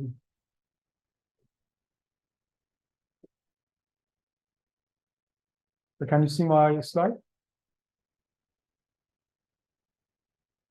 Yes, we can, but if you can just put on slide mode, yeah. I will do. Okay, would now. Excellent, thank you. Okay, very good. And thank you very much. So, in a way, the discussion from the two sessions that Ellie kindly presented ended up in a position that is actually a right position for the start of my presentation. So I'm going in my presentation. I'm going to put. Colleagues, please mute yourself. Thank you. The use of evidence-to-decision frameworks in the wider context of evidence-informed policymaking, and also in the wider context of the efforts that are happening in the region in terms of enhancing capacity for those areas. So to start that, I mean, we need to look at how policymakers deal with the issues of the questions of evidence and what are the type of questions that they usually ask, and they seek evidence for answering those questions. So, I mean, the question, policymakers' question can be categorized under four main groups of questions. One is that, what are the priority actions area? What are the problems that require their attention for decision making, and they deserve being prioritized? So whether these questions are, let's say, which topic requires a new guideline, or is it about policy making? Doesn't matter, but the priority setting and defining the problems is the key factor. The second one is that in responding to those questions, what would be the effective approach? What are the safe policy options or recommendations that can, interventions that can respond to the problem, they can solve the problem. Then going beyond the effectiveness and safety of the recommendations and interventions, the issue of what are the issues of cost and affordability. I mean, I refer to a few of those examples that looking at this example was really important, and it applies to many policy level issues. So what is cost effective, and beyond that also what is affordable? The context of being something cost effective is one issue, and then the issue of whether the country can afford the sort of the intervention is another issue. And I guess, I mean, everybody, I mean, among us, I mean, it's very clear distinction. So a medicine could be cost effective given that the outcome that it provides, but it might become too expensive for the country to pay for it despite being cost effective. So these are two different questions that need to be considered. And lastly, is it feasible to implement? And if it's feasible now, will it remain feasible? Is it sustainable? Do we have resources to do that? We make a decision today. Can we continue doing that? And some of the questions that colleagues you asked throughout this session today were referring to the issue of feasibility and sustainability, which are key factors. What we have seen in our region, and I say that based on our interaction with the ministers of health of the region and senior policymakers in several countries, also in the WHO meetings when we host ministers of health of the region, is that they are keen to use evidence in their decision. They are keen to expand their capacity to do that. But what sort of evidence is required? I mean, different types of studies, different types of evidence helps answering the key questions. When we think of effectiveness and safety questions and cost effectiveness related questions, we are usually looking at interventional studies, cost effectiveness studies as the main source of evidence. But when we look at the sort of the problems, what are the priorities and the affordability, then different types of questions, sources of evidence become important. The issues of, I mean, qualitative evidence that shows us what may work and what may not work and how the priorities are being shaped. But apart from that, the data from household surveys, the local data, routinely collected data, and through surveillance system, through facility provision of services. And so the different sources of data are required. Again, remember the discussion of contextualization. Contextualization, a lot of it is about local evidence. And so many of these sources of evidence are actually, the global evidence may not be that helpful, but evidence coming from the country itself is needed. And we know there are challenges in the availability of this source of evidence, the validity, relevance, etc. And then obviously these are used in different packages. I mean, Ellie's presentation was very much focused on evidence-based guidelines. in the process, but they are also useful in terms of development of policy briefs, health technology assessment reports, other policy documents, and these products that can help decision making. Again, I mean, technical challenges in those areas existing. So then what should be done? What is important, and this is a decision made in 2019 by the ministers of health of our region in response to the work that WHO has done in the region, was a decision to enhance national institutional capacity for evidence-informed policymaking. So making sure the country capacities, processes respond to that. So within that, I mean, the division of having this region that the decision-making is based on evidence becomes the norm. Unfortunately, I have a fly in my office that has shown interest to my face at the moment. Apologies for that. So a decision was made, a resolution in 2019, framework for improving national institutional capacity. A regional action plan was developed based on that. It aims and focuses on all areas of evidence-informed policymaking, knowledge translation processes, what a policy unit does within the Ministry of Health, how a national policy is being developed, areas related to programs like guideline development and adaptation.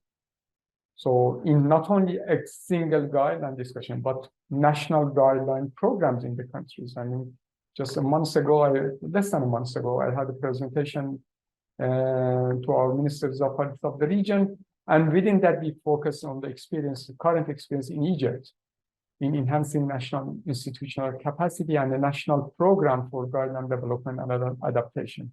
Similarly, working on capacity for health technology assessment, and also for the use of data from national surveys, routine health information, and also ad hoc studies.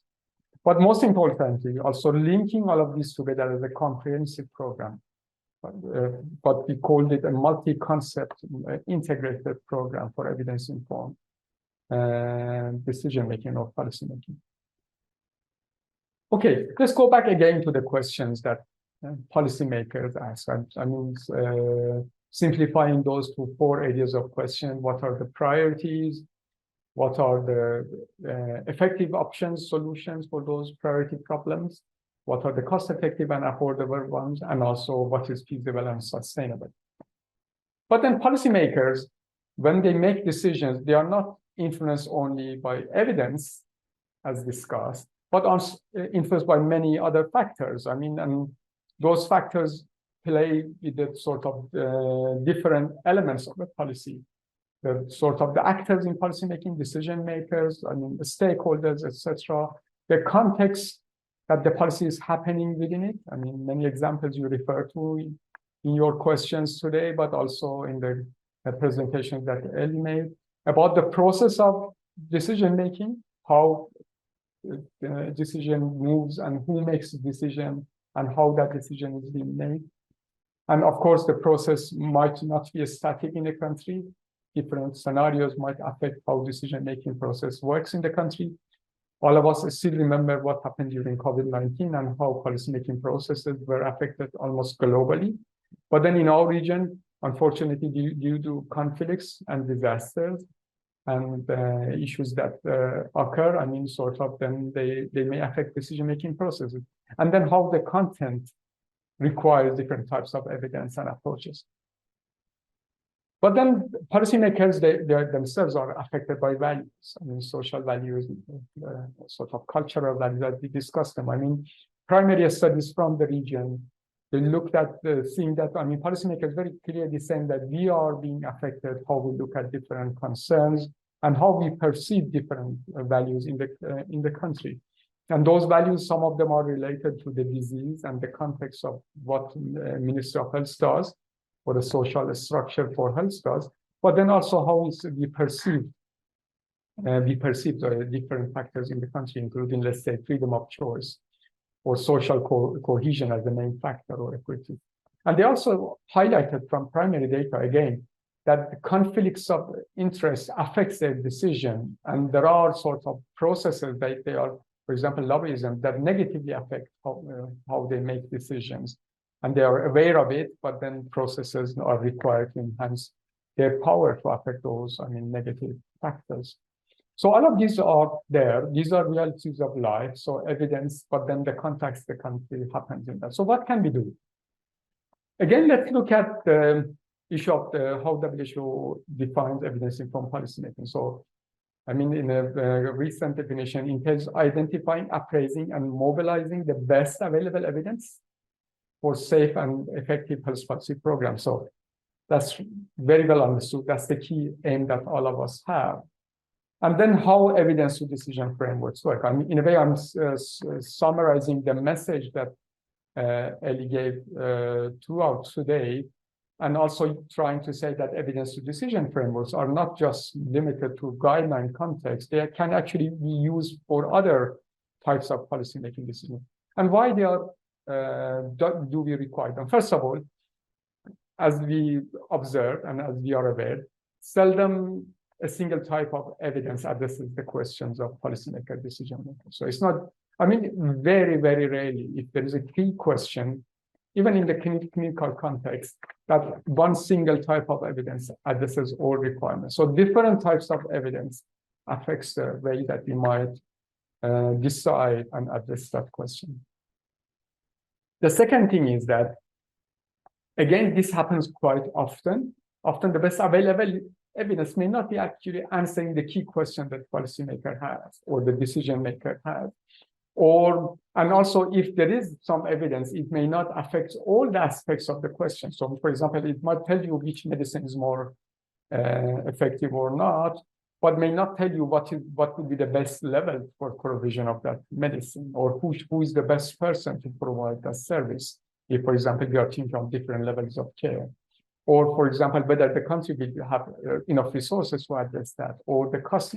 There could be. I'm talking about medicine, which is probably the easiest, or not easiest, the most simpler category for thinking. But if you think of, let's say team working, responsibility, referral system, in thinking of national policies related to addressing, let's say, pollution due to road traffic, anything like that, when the context becomes more ingrained by different stakeholders and the contextual factors, then usually evidence-based, usually best available evidence doesn't address all the questions that we have. So then we need other things.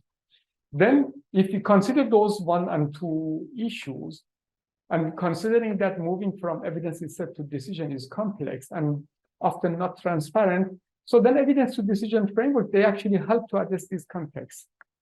As also, we saw that in last slide that Ellie showed us. Using E2D is to help decision-making by making it more systematic, but also making it transparent so that others can also see how it works. And then there are many criteria. Not every evidence to decision framework is, like each other. There are different varieties. There are types that WHO has used in recent years. There are different groups that apply that. And we know that, there is some flexibilities how to, the frameworks usually allow the context to decide which elements to add, but then they talk of the minimum factors that need to be considered. Some of the key issues that I summarize, refer to the scale of the problem. So, how big the problem is. And then also, again, today, beautifully, colleagues, in your question and answer, how when the scale of the problems might become bigger, how the interpretation or recommendation may or may not be affected according to the evidence available to us that may remain as it is now, but in one context to the other, the recommendation might change. Looking at the effects of the interventions, desirable and undesirable, the values, I referred to that earlier. Equity consideration, good examples from Eddie again today, but then also human rights factors, resources and cost effectiveness, acceptability, feasibility. So I'm not going through the details of those, but again, so just think of it, in different areas of decision making, these are the factors that we consider. Yeah. We also listened to Ellie about the sort of technical approaches to do those. How do we, if you have a sort of evidence to decision table, how to fill it and the sources of, information that we require. We require data, we require evidence to answer those. It's not just we sit together, we say, oh, this is less equitable, more equitable. It may not be that clear. It may also require looking at data and evidence to do that. So it has also technical consideration. And because of that, it also generates its own challenges and generates its own sort of a consideration for use of EPBs. And I want to summarize some of these challenges that we need to be aware of if we want to institutionalize the use of these approaches we want to promote them. First of all, as noted, it requires technical expertise. And not only that, also experience. We should be also confident that we can do it properly. And that means it should be done. The capacity building should be done. One of the reasons we have prioritized this workshop and other activities that are being conducted in the region is to enhance technical capacity in the countries of the region, having more and more people who know how to use them and they are confident in using them so that they can promote their consideration. It may add to the time needed for reaching decisions within the context of a guideline or any decision making. So, and because of that, it might become a challenge in policymaking. We all know that policymakers usually, they have a question today, but they want the answer yesterday. And that is a real context of decision making, and it's important to consider. The third thing is that, so evidence to decision framework, they can also be daunting. They may look complex. They may look as making the sort of evidence-informed decision-making actually more complex than it is. And in reality, it might, because it requires more work. At the same time, this is a picture that we need to address it and to be able to, sort of to accommodate it in the process in a way that it does not become a barrier for decision-making. And lastly, as it was highlighted beautifully in the session today, it requires access to local data, sometimes even local research evidence, the better understanding of that. And when we sort of recently, my colleagues, Mehnat and her team conducted a survey in the region in terms of the guideline programs. One of the things that countries of the region saying that a challenge for the national guideline program was lack of access to the required local data for developing these recommendations or adapting recommendations to the context in the system in a systematic way. So in a way, these are realities, and these realities affect it, and these are really important. So while we are talking about how different criteria should be used in decision making within the context of an evidence to decision framework, at the same time, we should be careful this does not become an objective on its own. Rather, it's a tool to help decision making. So it should be balanced on the level of benefit that it provides against the challenges that it causes in the process. But to summarize, the evidence to decision framework and tables, first, they support systematic decision making for clinical and public health interventions, for national policies, for guideline recommendations. They also support to make that transparent. So, panels make decisions, decision makers make decisions, and they have criteria. With the E2D table and framework, that writing of those issues, key factors, that it actually makes it transparent to others to see how those decisions are being made. It may also help the decision to be made better, because when you want to document it, you might become more careful on how different factors are affecting your decision. And so that might also improve decision-making processes.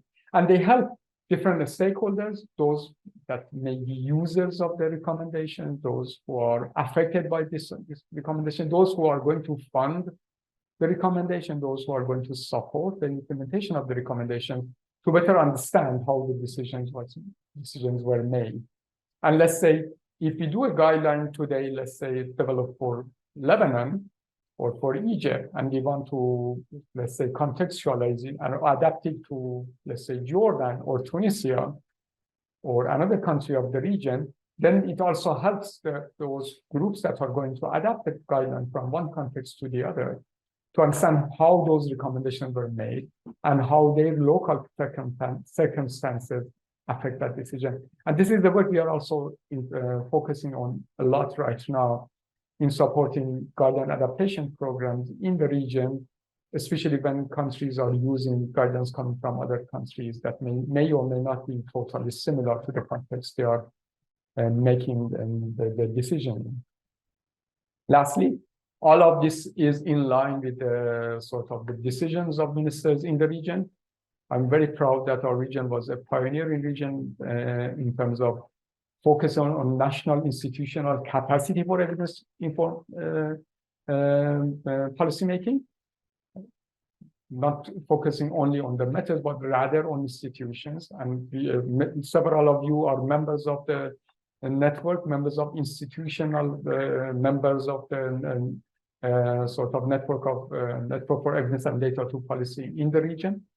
And that's also another way of work that we are doing in the region, supporting those institutions to enhance capacity for decision making. I would like also refer to this web address here. Probably you are aware of it, but if you're not, please go there. I mean, there are plenty of resources there, and also a lot of what you call it, the training opportunities and capacity building online courses that are referred to, including previous capacity building programs in the region. And this one, I understand from Dr. Khairandish that this training will also be put there for further use in future. I stop here and looking forward to your questions and the discussion. Thank you, Dr. Arash, for your great presentation, also talking about the E2D framework used not just for development of guidelines, also for developing other kind of evidence for decision making, and also its implementation considerations and challenges that we face always in using this kind of frameworks. But now we have about, I can say, 15 minutes for question and answer, and also to hear from you colleagues about your experience. So I would like also to invite Ellie. So we will have our both panelists in this session for your questions and comments and any suggestions. So the floor is open to all participants for their contribution, please.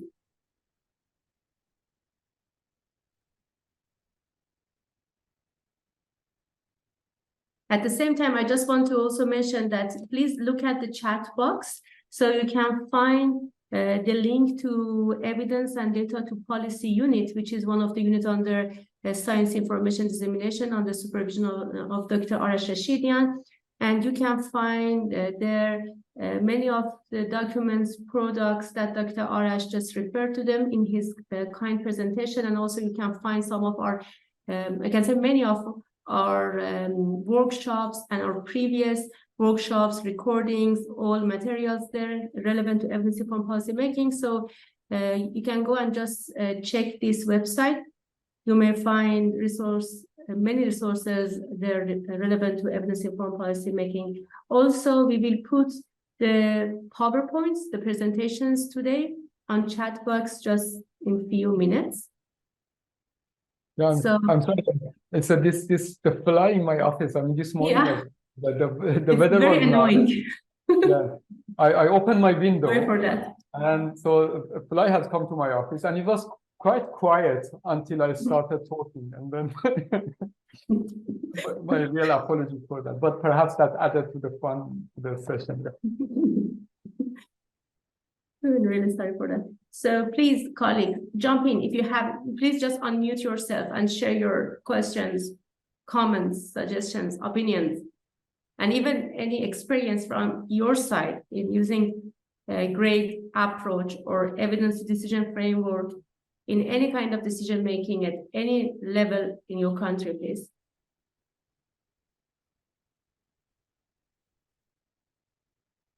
And I guess, I mean, the members, I mean, obviously I will invite also Ellie to some reflection, but perhaps we could, if there is no question, we can end earlier. So I guess everyone can.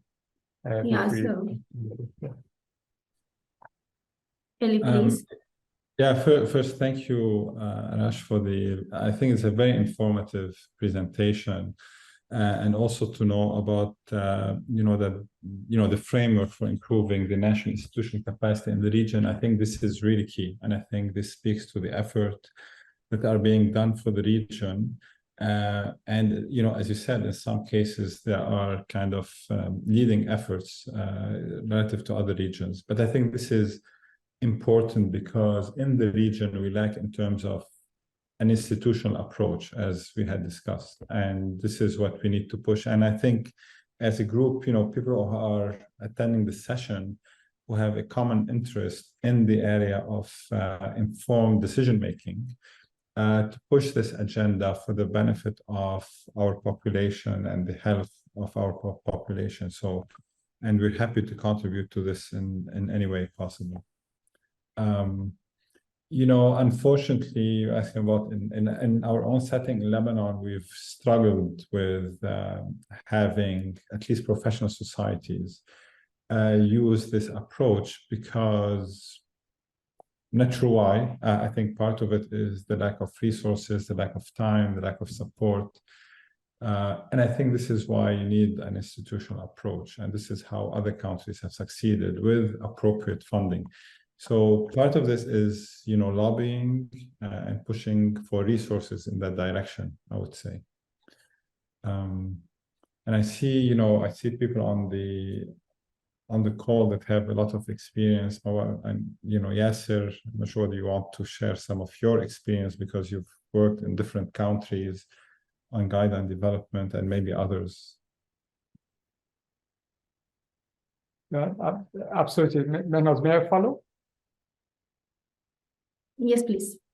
Yeah, I mean, thanks, Ali. I mean, these are really important observations. As you said, I mean, I start with the last part. I mean, there are colleagues that I know. I mean, I saw Reza, I saw Wahid, I mean, other colleagues that I know that they've done, and Yasser, as you mentioned, and several other colleagues, they have experiences in national context, international context. Some colleagues on the call are methodologists. So on behalf of Dr. Kharandish, I'm inviting you, if there are topics you are willing to also provide sort of capacity building for the region, so we can discuss those, and then in the sort of for next year program, so please approach us. I mean, that's important. One of the things that Mehnaz has been following very strongly has been to moving towards in situation that we actually institutions in the region support each other more as well. So through that network, I mean, that's really important. It's not just, I mean, WHO being in the middle, but actually bringing that forward. So becoming more interactive, more engaging. Of course, Ellie, yourself and your team have a lot of experience in doing that already. And there are other institutions that they have done that also a lot. And for WHO, I mean, it's our role. We see it as a very systematic approach. But then, I mean, making sure those interactions work really well is important. So for us, is also the other issue is that, I mean, and I use the opportunity and also in responding to your comment, Ali, is want to mention, so what we have seen and what we had seen a lot and we continue to see is that the countries, when they enhance capacity, it becomes a sort of a siloing of the capacity in the context again. So for example, a country that has a good capacity for HTA, then HTA programs become the silo approach without proper engagement with the guideline program. Or when it comes sort of a health policy unit is being established, it does not necessarily benefit and in a reciprocal way from the context of sort of other units in the country. And so those capacities, so in a way for us, that integration is really important. This was not the focus of today. And we have some materials on the website that Mehnaz shared the link with us and was in the last sort of slide of my presentation. We refer to many of those. The other thing, maybe Mehnaz, I would invite you to say a few words about the work that you are doing in support of some countries of the region. Some perhaps, I mean, the work with Kuwait, Morocco, Somalia, with Egypt, and also with Palestine, that unfortunately the country is now under so much pain and challenge these days, unbelievable pain for the people in Palestine. So, but I mean, just before this crisis, I mean, there were some very good, important sort of intervention being done in support of that. So maybe a few words on that. And I see Yasser's hand up, so maybe after you, Yasser can take it.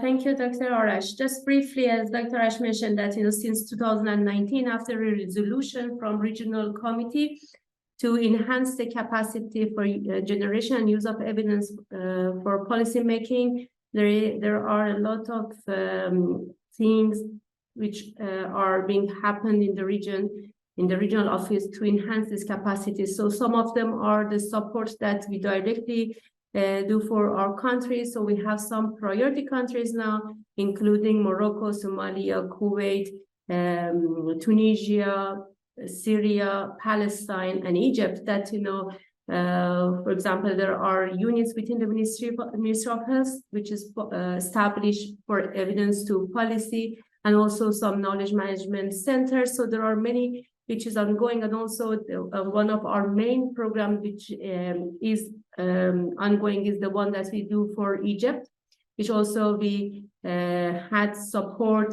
from Eli and his team for a part of technical capacity building for Egypt, which to establish the national program for guideline adaptation and development in the country. That will be the first country in our region that will have an integrated, systematic national program for guideline and development. But I also want to, I saw Dr. Rasma also comment on the chat box. That would be great. This is one of WHO projects that also we are supporting the Ministry of Health in Qatar for development of some guidelines for neck pain, which is also, we have support and collaboration, great collaboration from King Saud University. Dr. Yasser, he's here and he can also provide more information about this. But I just want to mention that we will have another workshop just on the 23rd of November, which is on guideline adaptation process. So Dr. Rasma and colleagues from King Saud University, Dr. Lubna Ansari and her team, we will give you, of course, a floor, a few minutes to explain the guideline program in Qatar, on also the work that has been done in terms of adaptation of neck pain guideline to the national context. So of course, we will have your presentation and your experience and your lessons learned in our next workshop on 23rd of November. Now I want to ask Yasser, please unmute yourself. I can. Yes, hi, assalamu alaikum. Is my voice clear? Yes, please go ahead. Okay. I have just one comment about a very common challenge that happens in some of our cases. There's sometimes imbalance between, in guideline teams, I mean, there's sometimes imbalance between the clinical panel, which are the topic experts, usually very senior or very emeritus academic staff, versus guideline methodologists. The balance in decision-making between these two different groups sometimes is very challenging, which is mostly due to the lack of knowledge of the clinical subgroup of the team in guideline methodologies, and the grade methodology is one example. So maybe if we can have at least like a minimum, like for example, the recent program that was launched, the InGuide Level 1, that all of even the clinical members of the team should go through this exposure, I mean, to have a common language. Dr. Arash, we want to also comment here. Thank you, Yasser. Thank you. I should comment on this. I would agree. At least we can second this. Yeah. I mean, that's a very good point. And so, in fact, also, I mean, the issue is that, I mean, those of you who know me for my years before joining the WHO, and I do care a lot about the methodology, about sort of, I mean, the scientific approaches. And I think that's absolutely essential. And within WHO, I mean, that's how the norms are being developed and how being promoted. But at the same time, I mean, the issue of balancing between what is the perfect and what is the minimum that cannot be ignored is really important, because sometimes, I mean, if everything becomes of equal value, the problem becomes that, I mean, sort of those who make decision, they actually may use this. So let's say, I mean, if there are 20 things that you have to do, and all of them are difficult to do, if you don't say which of those 20 are the most important one, that should never be ignored. What are the ones that can improve it better? And what are the ones that can be adjusted to the context? We actually allow it to become a room for people to address some of them, the ones that they can, and then not necessarily the ones that are the most important factors to attend to. But then any of these discussions, I mean, it's one thing to discuss them. The other thing is to assess what is the impact of such decisions and putting that in the context of evidence generation for decision-making for others.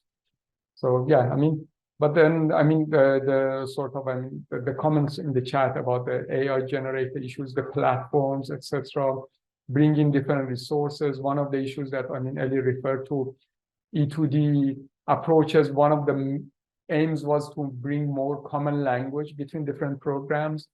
And then some of you are aware of the sort of the DECIDE program that happened in the European context, expanded to other countries.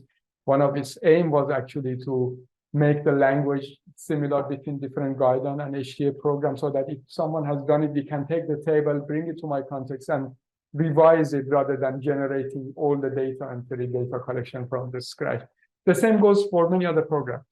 But all of this in one thing to do if you have a context that you have a large team capacity, technical capability, to another context in which, I mean, sort of those capacities are not there. And in enhancing, so first of all, generating the need among policymakers to know that these teams are needed, they need to be funded, they need to be established, so that the institutional capacity is there, but also being able to provide enough understanding that even if I'm not generating those resources, I can actually get them and apply them to my context is the other issue. So we hope that there will be more and more of such experience from the region or countries of similar context that colleagues can learn from each other from. Thank you, Dr. Arash. So I cannot see any hands on, but I can see Professor Zia and Dr. Shiraz, you also open your camera. So if you have any comments, please jump in. Yeah, I think this is a wonderful journey with WHO since you recognize us and label us as NEDTP member. So it has really helped us in getting access to the data. So we have the document, and when there are issues, so before that there was your university telling people that this is one of our job to generate evidence. But once now we are labeled as NEDTP, and through the WHO, the Ministry of Health Pakistan announced that this is one of our NEDTP member. So that document really helps us, and now almost in all important committees, I am one of the member because they understand that this is one of the NEDTP. So the workshops like this and this recognition from the WHO, MRO, really helping us, and we get learning. So thank you so much for your trust in us. Thank you for your comment. Thank you so much. And Dr. Rasman.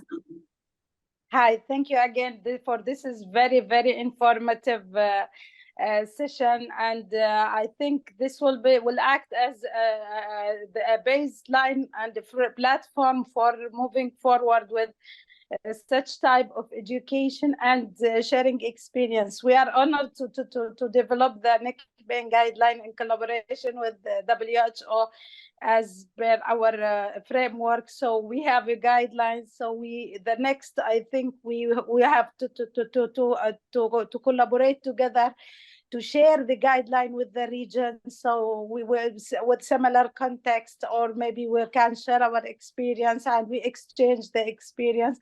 So thank you so much. I'm pretty sure that this will this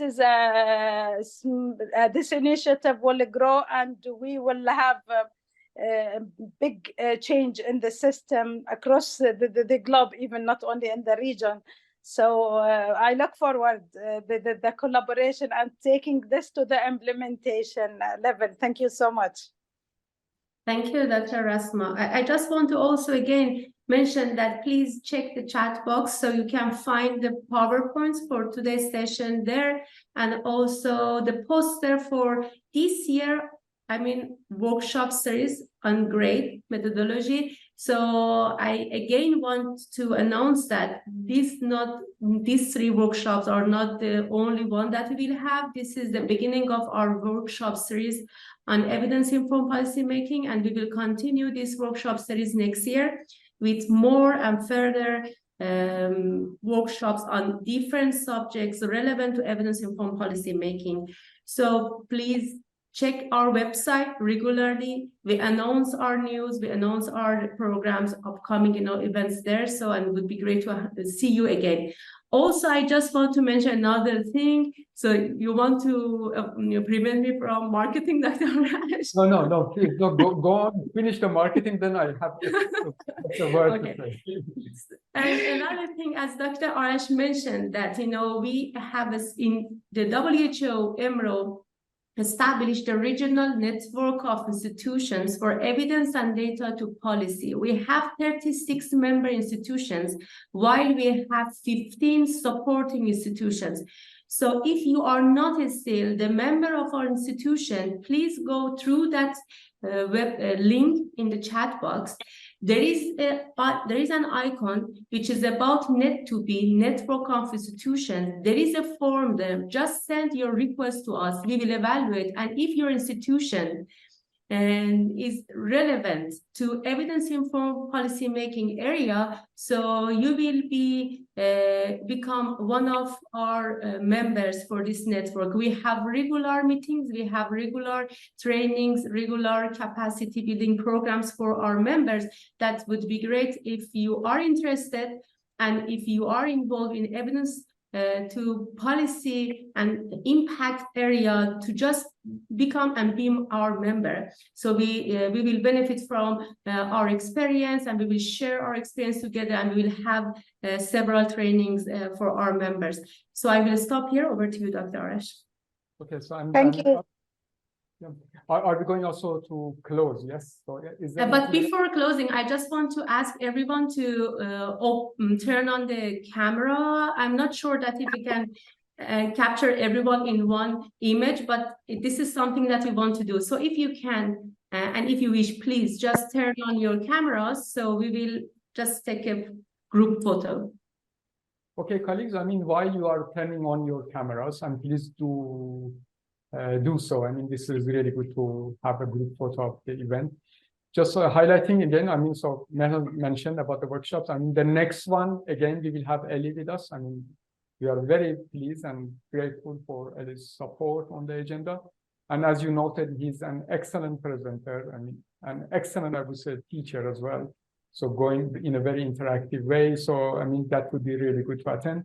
And then that will be followed. The next session, we will have Simon and Claire with us. Again, 2 very well-known methodologists in these areas, excellent collaborators with the WHO globally and in the region. So again, that don't miss this opportunity. Mehnal, the only thing I wanted to add also is that, so this is not the first series of the workshop. The workshops that you also coordinated for policy brief development, the concept, the sort of the workshops for policymakers, the workshop on methodologies, methods behind, and other things. So all of those, as you mentioned, are available, and the recordings and the material are available on the website. So I think the reason is because just recently I started to use workshop series.